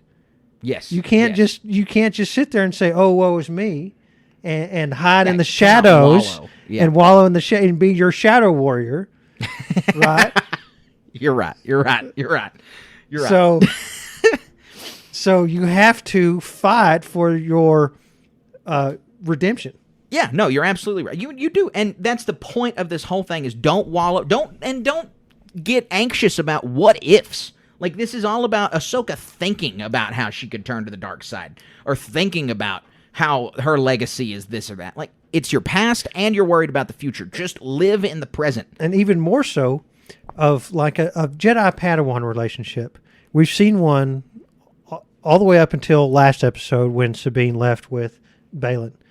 And to be this complete Jedi master, you have to give up yourself totally to that Padawan mm-hmm. for that to be mm-hmm. successful. Mm-hmm. Sabine hasn't been successful. Right. I wonder why. Yeah, it's exactly. Because she has not fought the fight. Right. You're absolutely right. That is totally right on the nose. So they get into a fight. They get red lightsaber clashing with the two yellow lights. eyes, pale skin. Exactly. He kicks her out of the vision, back into the world between worlds. And then back we have with that the double lightsabers too. Lightning transition where it's striking lightning and it's between him and the Darth Vader suit, and then Anakin again. And we get the cool voice change that he has. It gives a lot of cool weight to this vision. And seeing Anakin in this evil state again is obviously very powerful and important for us to see. But I want people to think, before we get into the Ahsoka and Anakin relationship right here, we need to pull out and think about macro Star Wars real quick. Look at Anakin, and look at how powerful he is right here, and look at how massive his blows are, how angry he is, how much power he's displaying. And this is the Anakin that Sidious wanted. This is the Darth Vader that Sidious wanted. Right. This is the Darth Vader Sidious thought he was getting, and this is the Darth Vader that Obi-Wan took away from Sidious. That, I mean, essentially, if the duel on Mustafar had not gone down how it went down, then I don't think that there was any chance that the galaxy was ever going to be saved. If Anakin was able to embrace the dark side completely and have out no reduction in powers or abilities, right? Right, exactly. I mean, it's, they said that Luke and Leia were their only hope, and they knew that, but that also, I think, is comported with the fact that Vader in the suit is markedly less powerful than Vader out of the suit. And so this is what Palpatine was trying to get out of Luke in the throne room in Return of the Jedi. This is continually, Palpatine has been trying to find this mega apprentice that is this powerful, this devoted to the dark side, and he couldn't get it. As all Sith do, right? Right. I want to say again, I don't think that Ahsoka beat Anakin here. I think it's again part of the lesson. She just needs to learn. Like it's just a feint. Like, winning or losing here doesn't matter. Exactly. This is not a thing. But this is where, so Ahsoka grabs the lightsaber from Anakin and she holds it against his throat, and this is Ahsoka deciding not to kill Anakin is her moment in the Dagobah cave. And I mentioned this in the rapid reactions. Oh god. But, wow, that's insightful. But we see every major Jedi character go through a struggle with the dark side. We see So the dark side's a lifelong struggle, obviously, but there are flashpoints in their lives where they encounter the dark side and where they have to wrestle with it. Luke did it in the Dagobah cave and in the Emperor's throne room. We see Ezra go through this. We see Rey go through this. We see Cal Kestis go through this. We see Anakin go through this. Everybody has had a moment where they are touching the dark side. They could do what's easiest. Luke could strike down the Emperor. Anakin chose to stop Mace Windu.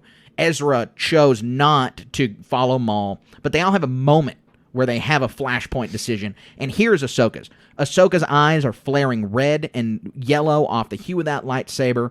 It is very clearly her spiky-toothed Rey moment on Acto. When Rey looks in that mirror and she's like, same thing. Exact same thing for Ahsoka. I bet that sounded awesome over the microphone. For people listening in headphones, where I just tried to mimic that vampire hiss that Rey does, I bet that was great.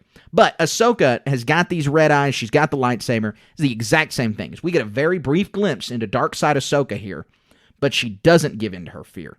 And she doesn't give in to what she could become in this moment, and it allows her to learn the lesson that Anakin's trying to impart on her. That she either moves forward beyond her past, or she's going to be drowned by it, very literally, because she's in an ocean right now. Right. Man, and so the choice that she would have to make is, like, she could kill Anakin right here, or quote unquote, she could push the lightsaber through his neck. And that would be the wrong lesson to learn here. Yeah, I think she'd die. I think if she did that, she would die. And that's what dying means. She just exists there or dissipate or who knows what. Well, again, what my supposition is, Ahsoka is literally dead in the water. She is going to be revived by this interaction. She's as close to death as possible without being dead.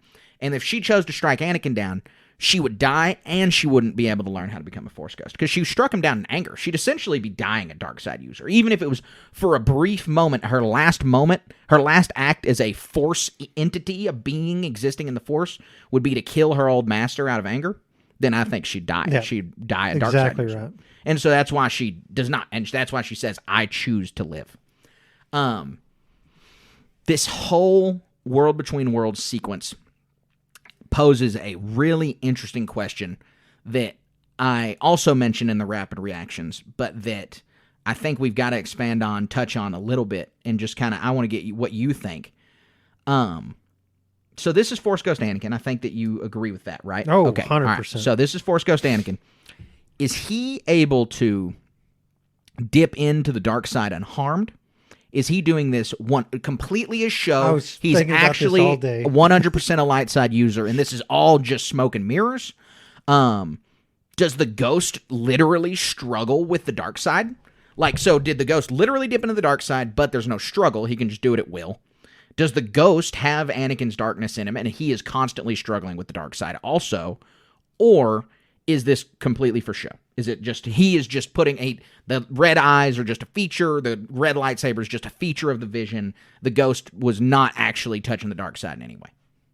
Man, again, like I said, I've thought about this all day. I've struggled with this. I really have. And so I think my answer is going to lean in towards the latter of what you said. It is kind of just a show, but I want to elaborate on that. I don't want to say just a show. That's not doing what Anakin Skywalker, the chosen one, is capable of. So I think from last episode at the end, I kind of said a little bit, and I was wrong about the scar and the hand, and obviously, but he's. How many redeemed dark side users have you even heard of? I mean, like, obviously one, but who else? I mean, I'm Revan. And he's not even canon, really. So. Yeah, and so, but he's got a good story. So there's two. There's two. Yeah. Anakin and Ben. So what I'm saying is somebody who has traversed all aspects of the Force and barely gotten out alive. Like, I don't even know what happened with Raven. I'm not 100%, but Anakin, he was redeemed for moments, right? And got to be a Force ghost. We saw that. So my supposition, my point is that he's the total Jedi, and that he's the total Force. He's the chosen one. And so that when something so important as this lesson is, that to really send home how important this thing is, especially like you've learned nothing. You know, I'm so worried about you going into being this, that I might be a fall to the dark side too. Well, you've learned nothing about this lesson. And he's able to switch that on to deliver that message home to Ahsoka. And to realize that, like, it's almost kind of like a reflection almost. Like, this was your worst fear. You know, what was the planet, the pyramid planet they're on that she Malachor. They're on the last time when she saw the red-eyed Anakin on Malachor, it was the worst possible situation, right? And now he's able to, it is just a show, but it's more than that. Does that make sense?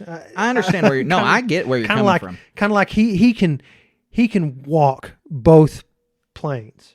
Yes. Does that make sense? I get where you're coming from. What I would say to that is, how do you reconcile George Lucas's understanding of the Force, that when the Force is in balance, it is 100% the light side? That the light side of the Force and the Force's will are the same thing, and that the balance is not 50-50 dark and light, that the balance is light, and that the dark side is a fundamental corruption of the light. And so that, I don't think what Anakin did here was the dark side literally. I think it was a manifestation of a means to an end to get Ahsoka where she needed to be. It's still light side, but it has a red tinted hue to it. Okay. So I have a different thought on why, but yours makes complete sense, because there's going to be a lot of answers that work here, and we're not going to know the answer until like 8 years and Dave Filoni's ran into at a Taco Bell and someone catches him on the phone. Like, that's when we're going to learn what that is. But for now, I've got a little bit of a different path that I think also fits as well as yours. So mine is I think that all parts of Anakin Skywalker still exist, and that he actually is dipping into the dark side. But now that he's redeemed and he's a Force ghost and he's 100% part of the cosmic Force, it means that he doesn't have any chance of slipping into a full dark side mode. It's not possible anymore because he is 100% of the light. And so when you look at the Force planet that the Force priestesses exist on in those last few episodes of Season 6 of the Clone Wars, they have a portion of their planet that is completely dark. It is corrupted. It is not possible for them to visit. It's essentially the cave on Dagobah. And that is the constant evil that always exists in the Force without peace. This same thing exists on Korriban, the homeworld of the Sith, where they have a cave in there that is inaccessible to the light side. Well, I think, as a general rule, light side redeemed Force Ghost Anakin, because of his real life experiences, is able to dip into what the dark side is. But again, because he's now integrated into the light side cosmic Force, there's no way that he'll be able to fall. And I think that that's evidenced by the fact that he takes a second to compose himself at the end, and he comes back to the life. But it's like a conscious effort. Like, it takes a small amount of work. Not a lot of work, but he has to take a second. Yeah, the look down and it washes away. Yep. Right. And so I think that's what supports the fact that he literally was tapping into the dark side. There's just no risk of a fall here. There's just no, I just don't think that a fall would make any kind of sense. I don't understand how that would happen, essentially. Yeah, that's a good idea. So we're halfway through the episode, and the mysticism stuff comes to a close right here. We see the water. Unfortunately, I'd love to live here, man. You're right. We see the water rise up. The transition looks really good. It's really pretty. It's like, it's coming up above Ahsoka. It's basically, it could be a baptism parallel of her, getting rid of this rebirth. past. It's a rebirth. Exactly. And so we're now halfway through the episode, which is crazy. We're halfway through, and the mysticism stuff, basically, it does come to a hard stop. We don't get any more crazy mystic Force stuff. But I think this is the important time for me to repeat another thing I said in the rapid reactions, and that is, I am grateful to Dave for not dwelling on the world between worlds in any way. And I think it's probably the best thing for the show that he could have hoped for. Like, it's just, he does it in the best way. It's so volatile because fans react to it and want so much from it. They want it to be this solve all, fix all, do all thing. And that is not what it is. You have people who don't like the sequels who want it to retcon. You have people who really like the Marvel Universe who want it to introduce multiverses. You have people who love the sequels who want it to reintroduce Ben Solo. Like, there's just a bunch that they want out of this thing. Like you said, they want it to be a rubber lamp and a genie pops out and you get to make Star Wars exactly what you want Star Wars to be. Right. And that's just not going to happen. and that's a good thing. You know, Dave didn't explain it to general audiences. He doesn't say this is the world between worlds. At no point is that stated. It's simply a vision that Ahsoka is having. And if you've seen Rebels, then you're more in the know than other people, but it's not necessary to this story. People don't have to understand that. He didn't do a multiverse. He didn't do time travel. He didn't turn the Force upside down. He just left it simple. He added depth for hardcore fans like us. This is maybe Force Ghost heaven. You know, you don't have to find a door to go into the world between worlds. There are other ways to access it through this trauma or however Ahsoka accessed it. And, you know, she's near a very Force-sensitive place like the Hinge. So there's all kinds of questions that we can have, and this kind of stuff always opens more questions than it gives answers. We really didn't get any kind of answer.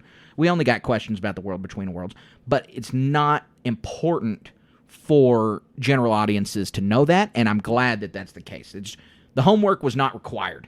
We, as Star Wars fans who have been with this material since the Clone Wars began for 15 years and have kind of seen all of this culminate here, we get to feel great because we're like, oh, we get the whole picture.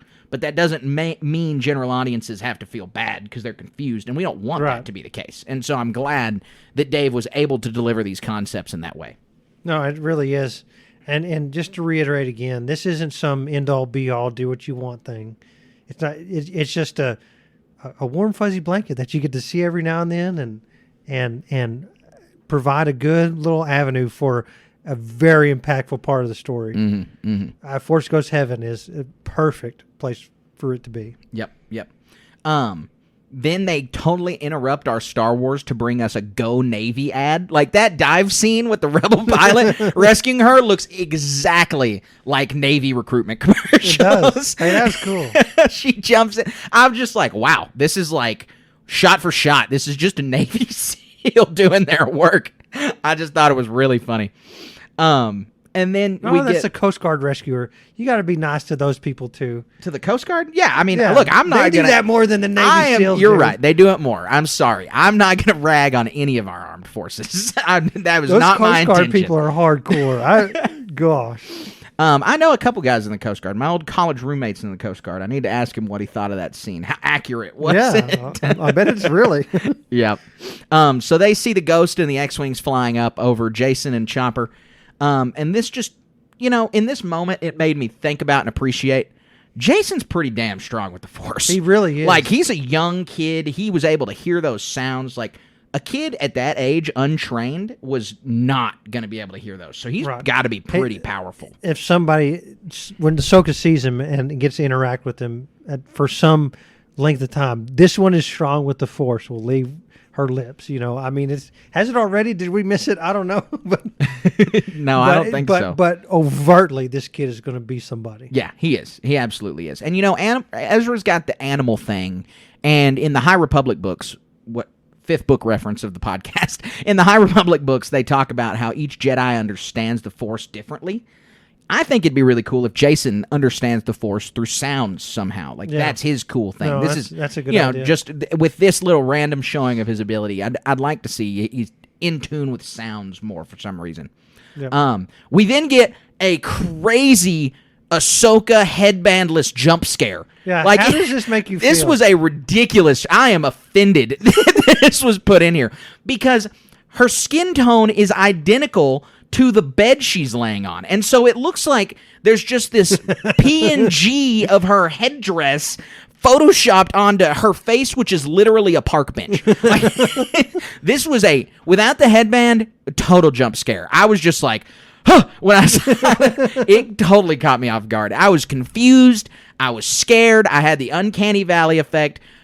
This episode of Star Wars, 10 out of 10. This scene, 0 out of 100. I was totally like, what is going on right here? Yeah, I was super uncomfortable until she put the headband back on. I don't know. Ahsoka Tano was not meant to be seen without some kind of demarcation between the orange and the white. So Hu Yang wakes her up, explains to her what happened, of what he knows what happened. He says, all unauthorized, of course. That line made me laugh. David Tennant, the way he's delivering these lines is just really good. Hu Yang would not be near as endearing of a character without David Tennant as the voice. David Tennant is my favorite British actor of all time, and so I'm so happy that he is delivering lines that way. But Ahsoka the White strolls out of the Ghost in white. I mean, she is in in the robe. She is Ahsoka the White.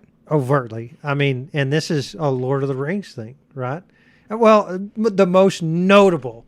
There's a lot of instances, I think, in fiction of a character dying, literally dying, and then coming back, returning to the world as the White, and it's obviously denoted by clothing. In Lord of the Rings, Gandalf famously fought the Balrog, and you have to be a huge fan. It's easy to Google nowadays. I'm not as big a fan as I probably should be, but he laid on the mountain for 19 days, and his spirit went to the void, and he was deemed to be worthy. And as opposed to who is the opposite wizard? Saruman. See, there's the encyclopedia. Goodness gracious. I read this yesterday and already forgot. As opposed to Saruman, when he died, he was not deemed worthy. He did not get to come back. So it's like the wizards in Lord of the Rings are immortals otherwise. Well, they're angels, actually. Angels. Yes, they are angels. So Eru Iluvatar, their god, created 5 of them. The 2 blue wizards, the brown wizard, the gray wizard, which was Gandalf, and the white wizard, which was Saruman, who was supposed to be the greatest of them all. Saruman is corrupted by the world and goes to hell, whatever that is in Lord of the Rings, I don't know, but that's where Sauron is from. And then Gandalf is the good wizard, who Eru Iluvatar, their god. And he gets a promotion. Yes. So Ahsoka got a promotion. Yes, and you can see it as the episode progresses. Her demeanor is totally different than what it previously was. She's way more chipper. She is like happier, she's smiling more, which is really crazy because there's a few people online who have been talking about how, you would say, well, she's being kind of dour, she's being a little down or whatever, and people would be like, no, Rosario Dawson's delivering a perfect Ahsoka performance. And she is. Rosario Dawson's doing a great job as the actress, but she was clearly instructed by Dave to be a little more sour, a little more dark, a little contemplative, more brooding. all these other things, yeah. And now people were defending that no, it's the exact same character, when canonically she has been grumpy.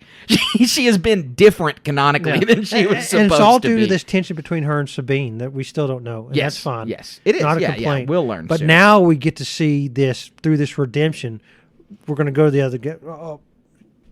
jumping ahead to speculations. We won't do that right now. Not yet. Soon. Jason runs up and he's like, I heard lightsabers. Who are you fighting with? Why will they not train this kid? He knows He's what's so going thirsty. on. What is your problem? Ahsoka was trained years younger than this guy. She was taken as a baby. We see it on screen. Why is he not eligible for training? Hera is not holding him back. Like, it's not a Hera doesn't want to be trained. I'm not getting that from her lines. It's something that she doesn't want. She's not like actively pursuing his training, like we've already said, but I also don't feel like she's just, nope, not going to happen. He's not going to be a Jedi. And as much deference as she gives him, you think, like I said earlier, she would fall over and be like, where do I deliver you to be a Jedi? So I don't know. I don't know what's going on. We need to figure it out. So Hera then asks Ahsoka, what happened to Sabine? Obviously Ahsoka doesn't know, but they don't know that she doesn't know. And Ahsoka is going to figure it out. And the way that she figures it out is kind of wild because it's the first time we ever see this on screen. It was part of the expanded universe. It was mentioned in the Dark Disciple novel. It was mentioned it's all over the Jedi Fallen Order and Jedi Survivor video games. Right.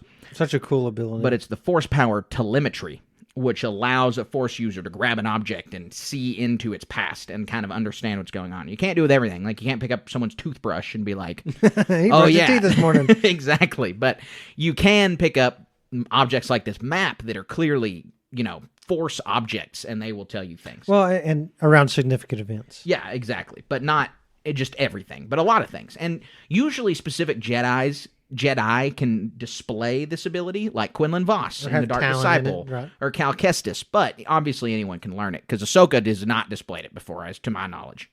Also, it jogged my memory that we saw Tutu Menace last episode, and I'm sure you were super excited about that, right, Colin? Who?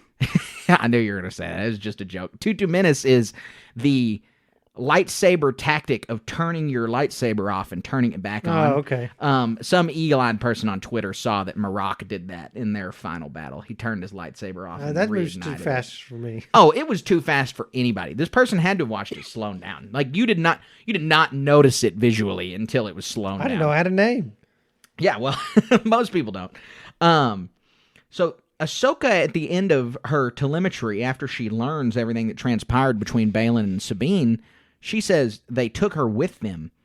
And I want to know, why won't Ahsoka tell Hera what actually happened? Because Ahsoka can tell from that dialogue, I think. I mean, I watched this a couple times to really make sure, but that dialogue, even without the knowledge of the last episode, shows me that Sabine did it willingly. Right.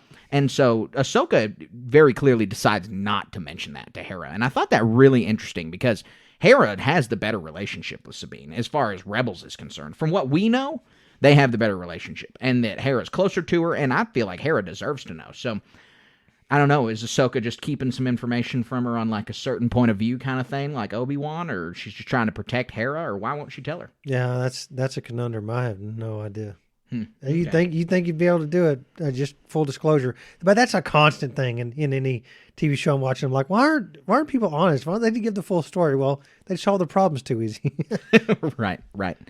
So we see that Ahsoka's figured it out. The Purrgil are the answer, and I'm pretty sure you said that last episode. Yeah. So she comes and tells them that that's going to happen. And then we get a cut to Hera having a FaceTime call with Mon Mothma. And every time we get Genevieve O'Reilly on screen, it makes me really happy and really excited because it traces this little perfect thread between Andor and Ahsoka. Just that I love Andor to death. I'm loving Ahsoka so far, right. And I just really like to see that interconnectedness between two shows. Like, obviously, Ahsoka's connected to The Mandalorian. Like, characters move across those two shows fluidly, and she showed up in The Mandalorian. It's the same time period. But getting to see this connect with other shows that are not intentionally connected in any way, and that actor to be a smooth transition it's just something that's really cool. The reality is it's TV that you live for all across, even in cartoons. Your favorite character or even peripheral character shows up in a different cartoon, like a Darkwing Duck in DuckTales or something. You jump out of your chair. Oh, he was in that one. Right. I mean, yeah, that's silly, but yours is obviously more impactful. But yeah, no, I get it. You're totally right. The Jimmy Timmy Power Hour when Jimmy Neutron and Timmy Turner met was huge. Yeah, there you go. When I was a kid.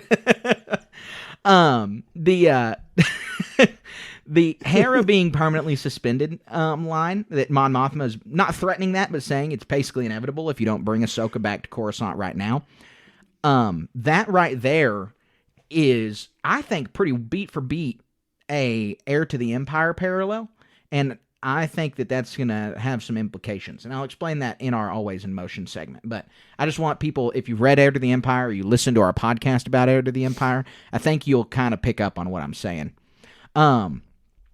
Like you said, Ahsoka's clearly happier, and she goes out and she talks to those Purrgil. She's got a smile on her face, and the Purrgil scene is just gorgeous. Oh, it's pretty. Oh my It looks so good. Up in the clouds. They space whales. Suspend it for so long. They do such a good job, and the Kiner's music here, the way it swells, it feels majestic, and it feels like it has a little bit of levity to it, and that's really how the scene feels. And they did a good job in combination with the full costume. You know, before this scene, Ahsoka was just like carrying around a towel almost. Mm-hmm. Now she's got the full white right costume on, and it's very cool. Mm-hmm. She is also the queen of standing on moving spaceships. Oh, like, yeah. she is just super She learned good from her master.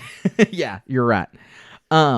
We then get some Carson Teva interacting with the New Republic officers for a little while. It's funny, and it just shows again that Paul Sun-Ing-Lee is just a gem. He's a total gem. He's a fan favorite character, and if they hand him the Rangers of the New Republic series, it'll be good. Which, again, we've talked about that already, that series, its first season got wrapped into The Mandalorian Season 3, so we probably don't have to worry about that ever happening. But it would be cool to see him leading in that. And it's always a good day when you get an Ishi Tib on screen.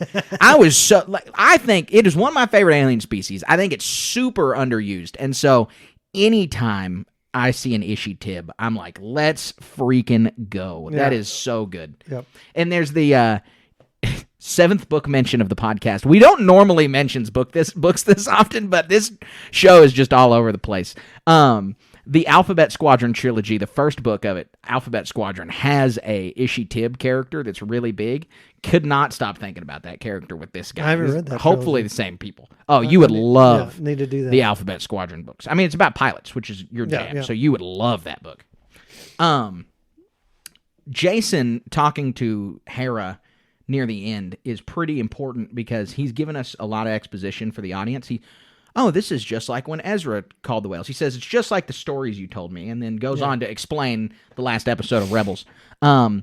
His position in this as exposition was really smart because he's a kid, and obviously his mom told him these stories, and so it makes a lot more sense. Him and Hu Yang are in a good position where it's not like Ahsoka and Hera meet face to face, and she's like, you know Balin, right? And it's like, oh yeah, he's this, and this. And they just list this. It's a way more subtle way of giving us the backstory that's necessary to general audiences. Book of Boba Fett had that issue just a little bit.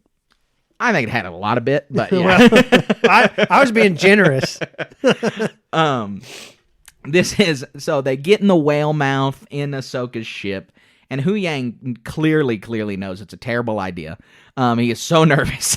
And the way that they convey that through a stoic droid puppet is just really funny. I thought it was great. No, really. I mean, for all we know, the monster's just the Purgil's just trying to swallow an aspirin. It thinks, oh, we're good for you. Right. I read one thing where it said that Hu Yang is they're going to get to the new galaxy. He's like, we've got good news and bad news. The good news is that we made it to Peridia. The bad news is we're not coming back out the mouth. Oh, no. That's bad. So they get in the mouth, then the Purgil head off. They go on their hyperspace trail. They pass the fleet, and all these rebel officers are just stunned. I'm hoping that that's enough to keep Hera out of being court-martialed, is that all of them are like, yeah, no, the space whales definitely took her away. That is what happened. But they get to that end. All the rebel officers are kind of stunned, and they're like, whoa, and all the X-Wing pilots are amazed. And it closes with Hera giving him the "May the Force be with you," which is just, I love any time that line is delivered from not a Jedi. It hurts a little bit, not the Force with you stuff, but it hurts a little bit that all these military personnel, it's before the Jedi asked the military people to jump and they said, how high? Mm-hmm. Now the military personnel don't give any Force user deference whatsoever. No, not at all. It's crazy to see the dichotomy there. Well, they're not even giving deference to General Syndulla, who was part of the rebellion before it was the rebellion. I mean, they're not giving deference to anybody. There's no respect left in the New Republic military. It's crazy. It's sad, like you said. It is disheartening. But yeah, hearing the "May the Force be with you" come from Hera is something that I really like because I really enjoy when non-Force users and non-Jedi deliver the "May the Force be with you" line, because it gives it more of like a air of religion. Like it's like, average people also believe in the Force. They just can't wield it. And so I really, really liked that. But Colin, that was the episode, and I feel like saying that was the episode is doing it a little bit of a disservice because we have really 2 hours worth of dialogue and discussion about it. Man, what a ride. Yeah, I know. And what a treat. Oh, God. It makes me, this was the only Dave Filoni directed episode. Not the only one. This was the second of 2 Dave Filoni directed episodes of the series. And I see why he directed it. He needed to have directed it to get everything across that happened. And he's obviously going to understand the Clone Wars and Anakin better than probably any other director they were going to bring in. And I'm really excited now to see. I think the mysticism is generally wrapped up. I don't think we're out of mysticism in this show, but I think that we got the brunt of the Force mysticism out of it, and now we're going to see the action and the fight against Balin and the like the Ahsoka the White. She's now coming back and going to handle this, but she's got to contend with Sabine and Ezra, and we've still got a lot of question marks around who Balin is, who Shin is, and this show didn't lend any information to those, but we're going to try to tease that out. And so we're going to try to tease it out right now in our Always in Motion segment. Difficult to see. Always in motion is the future. All right, Colin, so for our new listeners, our Always in Motion segment is where we try to predict what's going to happen in the next episode and where we try to predict what's going to happen in the future. I'm going to toss out my predictions because I can't wait to get them out. And I gave one in the rapid reactions, and it's kind of the meat of my entire argument. Is Sabine's going to fall to the dark side. I think she's fallen to the dark side. I don't think she has yet, but I think she will. Honestly, I kind of see like a Shin getting her to fall to the dark side situation, and she is the only reason that Sabine's going to do it is so she can access the power to save Ezra in whatever way that is. And Ezra's obviously not going to want her to. He's either not going to be able to stop her, or he's going to be pleading like, "Don't do this," and she does it anyway. And Ahsoka's going to have to come in and redeem Sabine like Luke has to redeem Vader. I mean, I think it's going to come up almost exactly like that. Is Ahsoka going to chop her to arms off or hands off? Yeah, man, I think someone should lose a limb in this. It seems almost series. like some sort of redemption. You have to give of yourself almost physically to do that. Right. I hope that someone loses a limb. It's been too long since we've had a limb loss in Star Wars. Yeah. I can't even name the last time, and that means it's been too long. Right.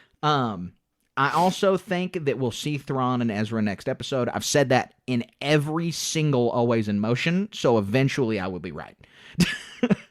And then finally, I have a prediction for season 2 of this show, or the movie, just for the future, that is not going to be in this episode. And it was my reference to the Heir to the Empire thing earlier. I think when Ahsoka gets back from the other galaxy, we're about to have to contend with Hera's court-martialing and what's going on there.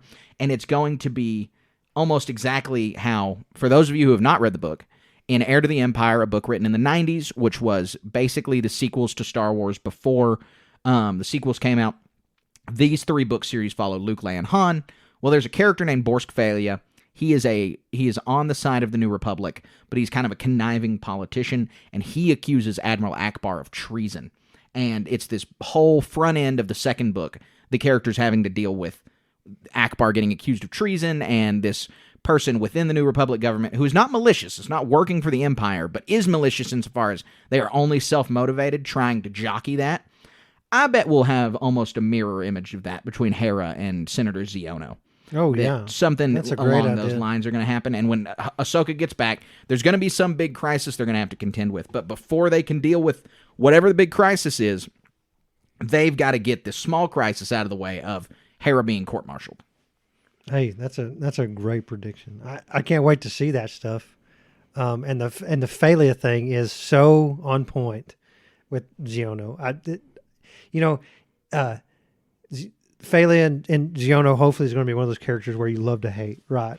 Right. It's always just like you hate this guy and you want to see him get his comeuppance, and they need to, especially what you talked about that last time in the other cartoon, the other kid's cartoon, where Resistance, and obviously he doesn't die or anything, but he might get some comeuppance somewhere, and that's what's good about these characters is they get a beat over the head, deservedly so, right? Right. Okay, so my predictions. We have 3 episodes left, right? Yes. And I'll tell you what I'm hoping not for is a travel episode where it's just you get this side traveling and that side traveling, and it's just a bunch of dialogue. But that's the like really action oriented. I want to see something go on point of view, right? Not just a bunch of talking, but like I am a Star Wars fan, and the prequels are some of my favorites. So all of the talking, a lot of the imposition that goes on between all this reasoning between the two sides. What wisdom is Hu Yang going to impart to Ahsoka? What are we going to find out about Ahsoka's redemption, how she relates that to Hu Yang? I am really interested to see how that is told to one another, right? And so, and part of this is based on we don't know how long the trip is going to take in between point A to point B. If you're reading some of these old books, and it can even be talked about a little bit in the original trilogy, it takes a minute to go from wherever to wherever, right? Mm-hmm. And we see in so much of the other Star Wars that they just get where they want to go, and it doesn't matter how long it takes. It's almost inconsequential to them, the travel time. I mean, it only are rare for a plot device does it make a difference. So I guess the question would be, what plot device would a travel episode support, right? And all it's going to be is, on one side, more mysticism, right, between Hu Yang and Ahsoka, and then this reasoning and fall to the dark side, and where we get some answers of who Balin's skull is and who Shin Hati is, and maybe what motivates Morgan Elspeth, right? So I'm kind of on the fence. Like I said, the more selfish part of me wants to, like, where they just show up in the other galaxy and start getting after it. Right. But I think the more logical side of me is a travel episode next. So I'm thinking from the credits that we've seen, we've talked about this a couple times, the credits were translated by a Reddit user. We have those posted on our Instagram, and that the line drawn from CETOS actually goes to a planet called Odin, spelled Odyn. Then there's another planet that we don't know the name of, and then they get to Peridia. And so I'm kind of thinking that maybe the bad guys were able to jump to Peridia immediately, but that Ahsoka and Huyang are going to they're going to jump into Odin because they're whales. The whales are just following their migration patterns, which are in the new galaxy, but not Peridia. And so now they will have to travel from Odin to Peridia. And I think that we'll have some kind of conflict in Odin. Some interlude, It's so difficult to predict what's going to happen, though, in the next episode because we have no information about the new galaxy. And then, so as far as the last two, or I guess the next question would be, what are the interactions with Thrawn going to be? Does Ezra actually show up? I kind of want to say that Ezra is going to be a cliffhanger. I hope not. I hope not. You know, because what's he been doing there over the whole time? Has he been doing some sort of shadow operations against Thrawn the whole time? or is he like converted to Thrawn's side? You know, I mean, we just don't know. We've seen Thrawn. All we've seen of Ezra is a hologram. I mean, there's no inclination of what there could be or what there is. I will say that the only thing from the trailer we have not gotten yet is that Thrawn shot. Right. Everything else visually in the trailers is there. There is an audio thing that has also not been seen yet, and that is an Anakin line from the Hayden trailer where he says, "You can do this, Ahsoka, blah, blah, blah." So that means we probably are going to get a little bit more mysticism. I think, my hope, this is a hope, I don't even know what I think, but my hope is that this will be Force Ghost Anakin. And literally ghost, like not just in the world between worlds in a vision, but that we get the shimmery blue that we see at the end of Return of the Jedi. Well, wouldn't that be cool? We need that. I mean, it's just, and I think that'll help people bridge. That'll put a nail in the coffin of, was that Force Ghost Anakin in World Between Worlds? It obviously would be if he came back as a Force Ghost there and was continuing that training. But we know we're going to get a little bit of Hayden interaction, and we know that the only thing we haven't seen yet is Thrawn. I just think he'll show up at the very end of the next episode. But I don't know. It's a huge question mark about this new galaxy. So my prediction is like I think travel episode, and then 2 episodes where it's a serialized mini cliffhanger followed by a big cliffhanger into season 2, and it's just going to be some sort of big fight between, like you talked about, some sort of interaction, some sort of redemption of Sabine, recovering Ezra, the Chimera zipping back, and this big looming threat, and then of course season 2 or a movie is going to be, you could almost call it back to a lot of what we've already seen with like, they've got to go back and regroup. They've got to do this.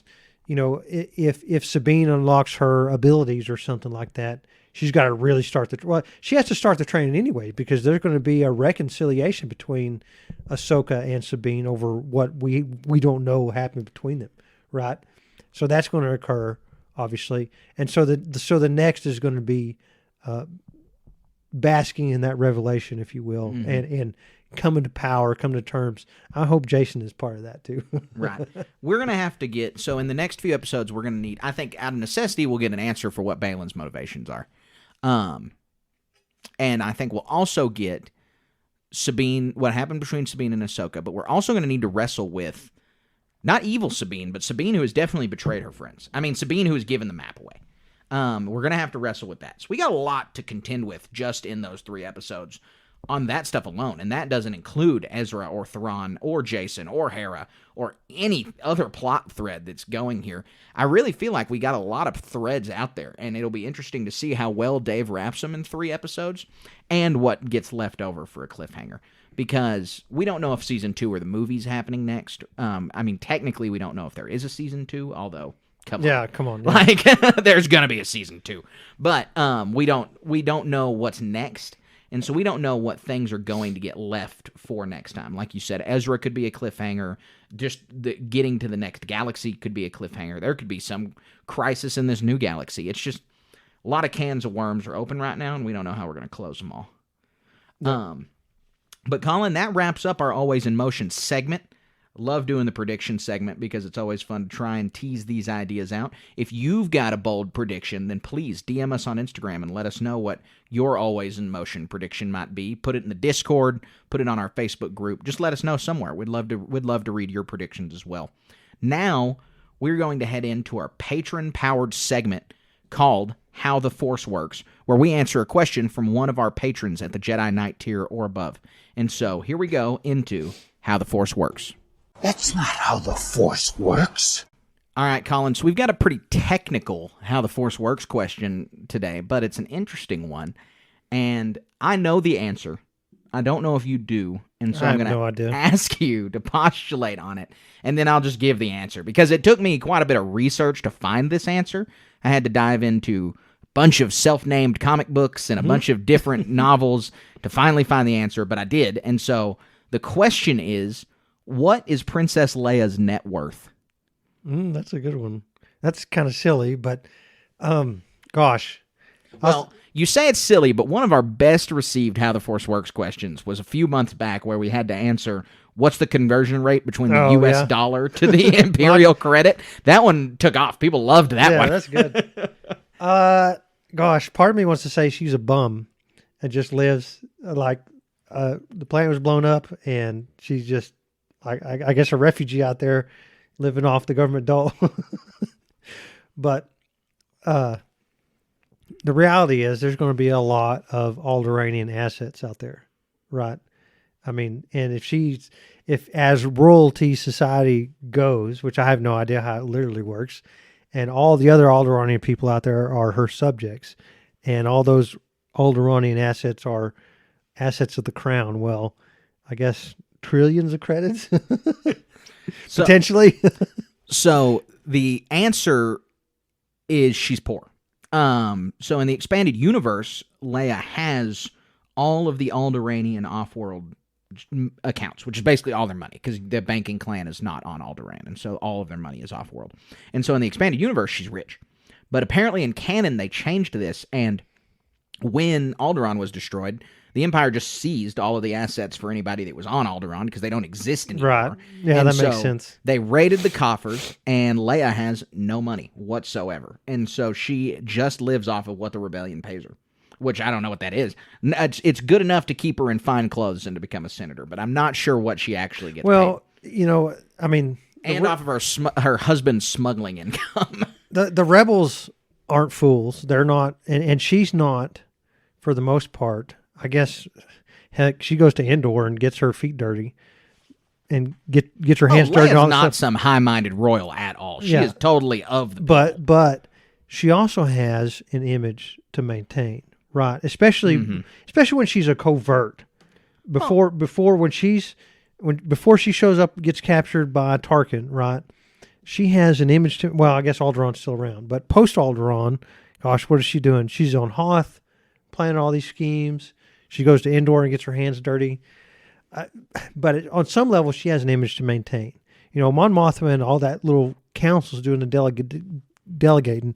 And if they're the generals, she's the colonel. She's leading the boots on the ground, right? And so... Well, Leia is the galactic face of the rebellion. Mon Mothma's the leader, but the galaxy recognizes Leia Organa from propaganda posters, from speeches, from this, that, and the other. Like, she is the face of the rebellion. The rebellion's going to spend some stuff to make sure that, like, her she's not abused. Her image is maintained. maintained. All this other stuff. She looks good. She looks like an orator. She looks like a young person who is going to usher in the next government. And it gets people around her, rallies people around her. The Princess and the Scoundrel novel, which is about Leia and Han's honeymoon, is actually a week-long trek for them to promote the freedom of the economy and the galaxy, and how the galaxy is newly freed, because it happens just a couple weeks after the Battle of Endor. It's this one big PR stunt, and they know that, and so they keep Leia in finery. They make sure that she looks like a royal of Alderaan, for a figure for the galaxy to rally around. It's all just a smoke show. And That makes sense to me. Yeah, no, it absolutely does. It makes total sense. So, but also the Empire seizing her money makes a little bit more sense than it really they just does. left their account floating around for 4 years. Well, and it's not like the New Republic is going to be like, oh, yeah, I'm sorry you were oppressed. Here's this $1 trillion check. Right, exactly. They're not just going to give money away like that. Yep. So it makes total sense. But anyway, that question comes from a Loaf, and we really appreciate that question, Loaf. If you want to ask Colin and I a question, it can be anything, as evidenced by what is Princess Leia's net worth. You can ask us anything, and we're going to answer it. We'll try to answer it to the best of our abilities like we did this one. So head on over to patreon.com/Star Wars Station to start submitting your questions. You made the HoloNet. If you've heard Sabine Wren just now, then you know we are heading into our HoloNet news segment, which is the segment where Colin and I scour the internet for the latest Star Wars news, and we talk about it, and we let you guys know what's happening. Sometimes there's down weeks, and we don't have a lot of news. Sometimes there's huge weeks. I mean, Star Wars Celebration, we dedicate whole episodes to. But this one, we've got some healthy news to check out, and so none of it, well, one of them has to do with Ahsoka, the other two don't. And so we're going to dive right in to the first story, which is about Taika Waititi, where he was talking with Sean Levy about Deadpool 3, and his Star Wars script comes up, and Taika Waititi has this to say about his Star Wars script. He says, once he's had his way with Deadpool, he's referring to Sean Levy, once he's had his way with Deadpool, like a cruel and indiscriminate virus, he'll move on to another and another and another, and then eventually probably Star Wars. And unlike me, maybe this guy manages to finish the script for that. Now, Waititi is joking about not finishing the script for Star Wars. It's not finished yet. This isn't like a confirmation that his movie's not happening, but it is a confirmation that Taika Waititi, like he and Kathleen Kennedy have both said, is just dragging his feet and cannot figure out this story for his Star Wars movie. Well, there's so much on the line, right? We all want good Star Wars movies, and the thing that molds this carbon into a gem is time, right? And so I'm fine with taking the time, but the skeptic in me is just like, this guy's just blowing smoke.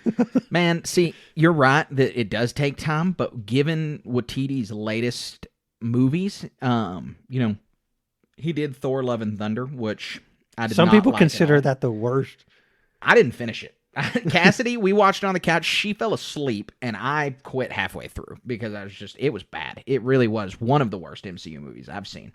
And then apparently this new soccer movie he just made is supposed to be pretty bad.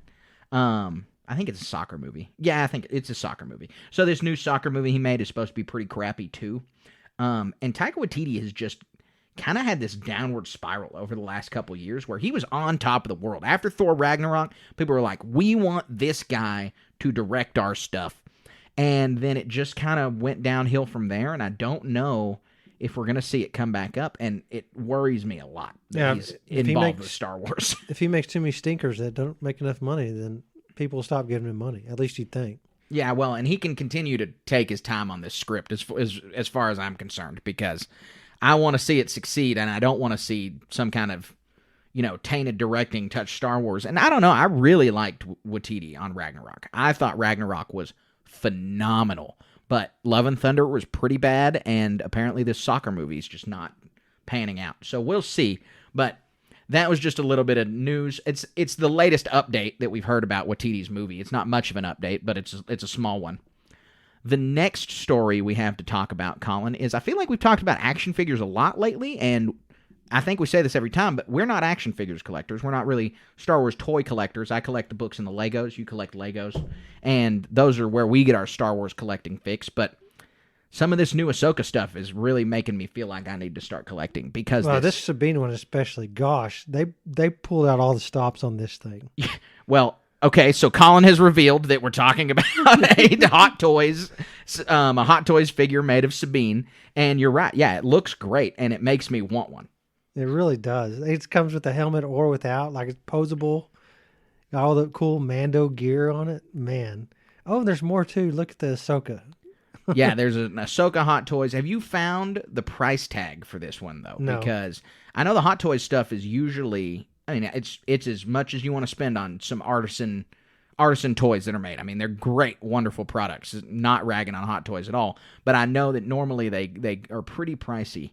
And so I don't think they may have released a price yet. But I'm sure that whatever it is, collectors are going to say it is well worth it. It looks like it comes with a Lothcat and a hologram Ezra, too. Yeah. It looks really good. It's going to be really cool. And I'm very happy for toy collectors that they continue to get out these awesome Ahsoka products. The last story is one that I'm very, very excited about. Oh, God. So, John Jackson Miller is a Star Wars author who wrote a lot for the expanded universe. His last Star Wars book, if I'm not mistaken, was Star Wars Kenobi, which was, I think, the last canon entry. No, one of the last. It wasn't the last. It was one of the last 10, though, expanded universe entries before Disney bought the company and expanded the Star Wars canon. And John Jackson Miller wrote the A New Dawn novel for Star Wars canon, but then that was it. That's the only time he's touched canon, and that was the first novel in the new Star Wars canon. Well, he's coming back with a brand new novel set to come out on April 9th, and that is Star Wars The Living Force. I am pumped, Colin. The cover is like an old EU cover. This is a story about all 12 members of the Jedi Council a year before The Phantom Menace. So you got all of your favorites. You got Yoda, Plo Koon, Mace Windu, Yaddle, Ki-Adi-Mundi, all kinds of people. Count Evan Dooku? Peel. Count Dooku is not, no. Count Dooku is not on the council, and he was gone as a Jedi by this time. So maybe he'll be mentioned, though. Oh, he certainly will be. It would be shocking if he weren't mentioned. He would have left the Order a couple years before this, though. Yeah. But he certainly will be mentioned. I mean, you got Jarl Poof, all kinds of Jedi Masters in the Jedi Council in this. The story is also really interesting because it's discussing how the Jedi... So we know during the High Republic era, they're all over the galaxy. They've got outposts everywhere. They're very involved. Well, between the High Republic and the prequels, they scale back that back continuously. They get more and more insulated on Coruscant. They have less and less presence in the galaxy. And that's kind of the flare point for this book is that the Jedi outpost on one of the last Jedi outposts on the planet Quinn is being closed. And so the Qui-Gon Jinn challenges the entire Jedi Council to go to that planet to demonstrate to the galaxy that they are not going to be removed from the galaxy. It is just like, this book basically is stitching the High Republic and the prequels together in a way that I don't think the Acolyte will, because the Acolyte will not be touching as much source material as a book can. And so a book is really going to stitch these things together nice and tight. Yeah, it's so phenomenal sounding.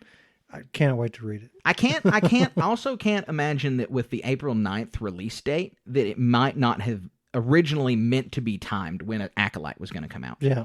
Like, obviously cool. Acolyte, because of the writer's strike and the actor's strike, is going to be pushed back. It will not be coming out in April of 2024. That would be a miracle.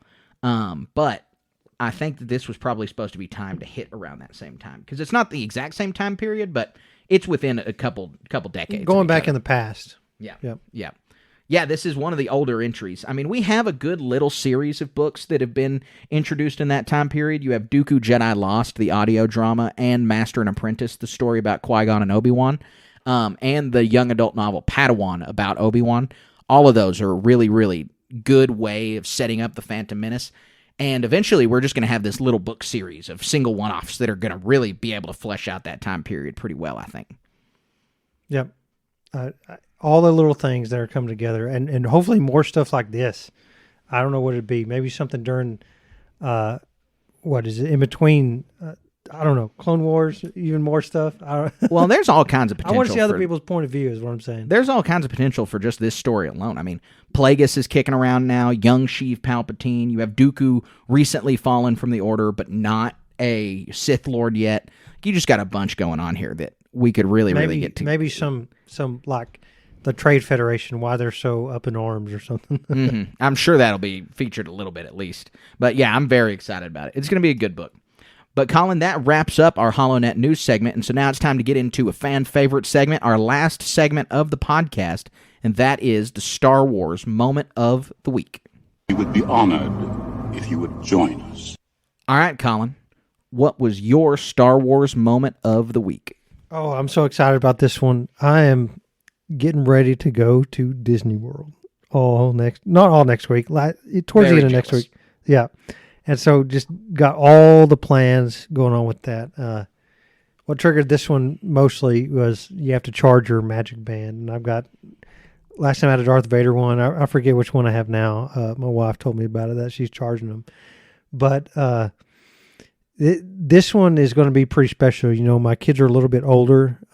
We plan our trips out, so we're eating all the restaurants we want to go to, as opposed to just kind of winging it when we get there. The weather's going to be really nice.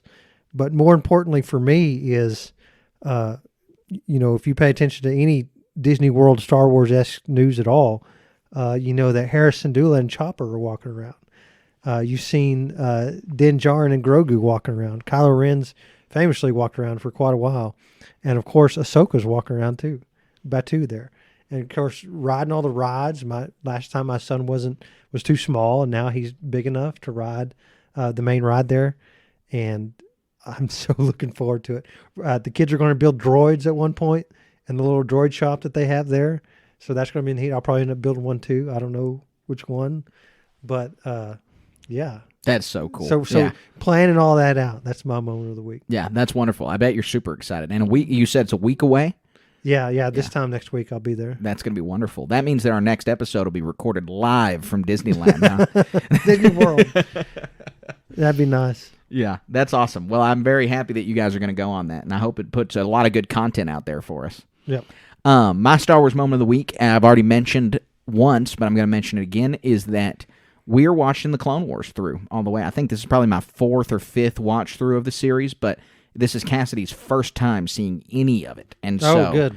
It's been great so far. She's seen the first 5 or 6 episodes, including the movie, so really like 10 episodes so far. She's enjoying it so far. And, you know, the early seasons of the Clone Wars definitely have a little kiddier tone on some episodes, or maybe some episodes feel like filler. And so we're just grinding through them. We're pressing right on, and it's been a great time so far. Watching this show and watching Ahsoka come out in real time has been very, very valuable for me. I've really enjoyed that. So watching Clone Wars is the highlight of my Star Wars week so far. Excellent. Yeah, absolutely. Well, Colin, I think that wraps it up for us on this episode of the Star Wars Station Communication. We had a great time.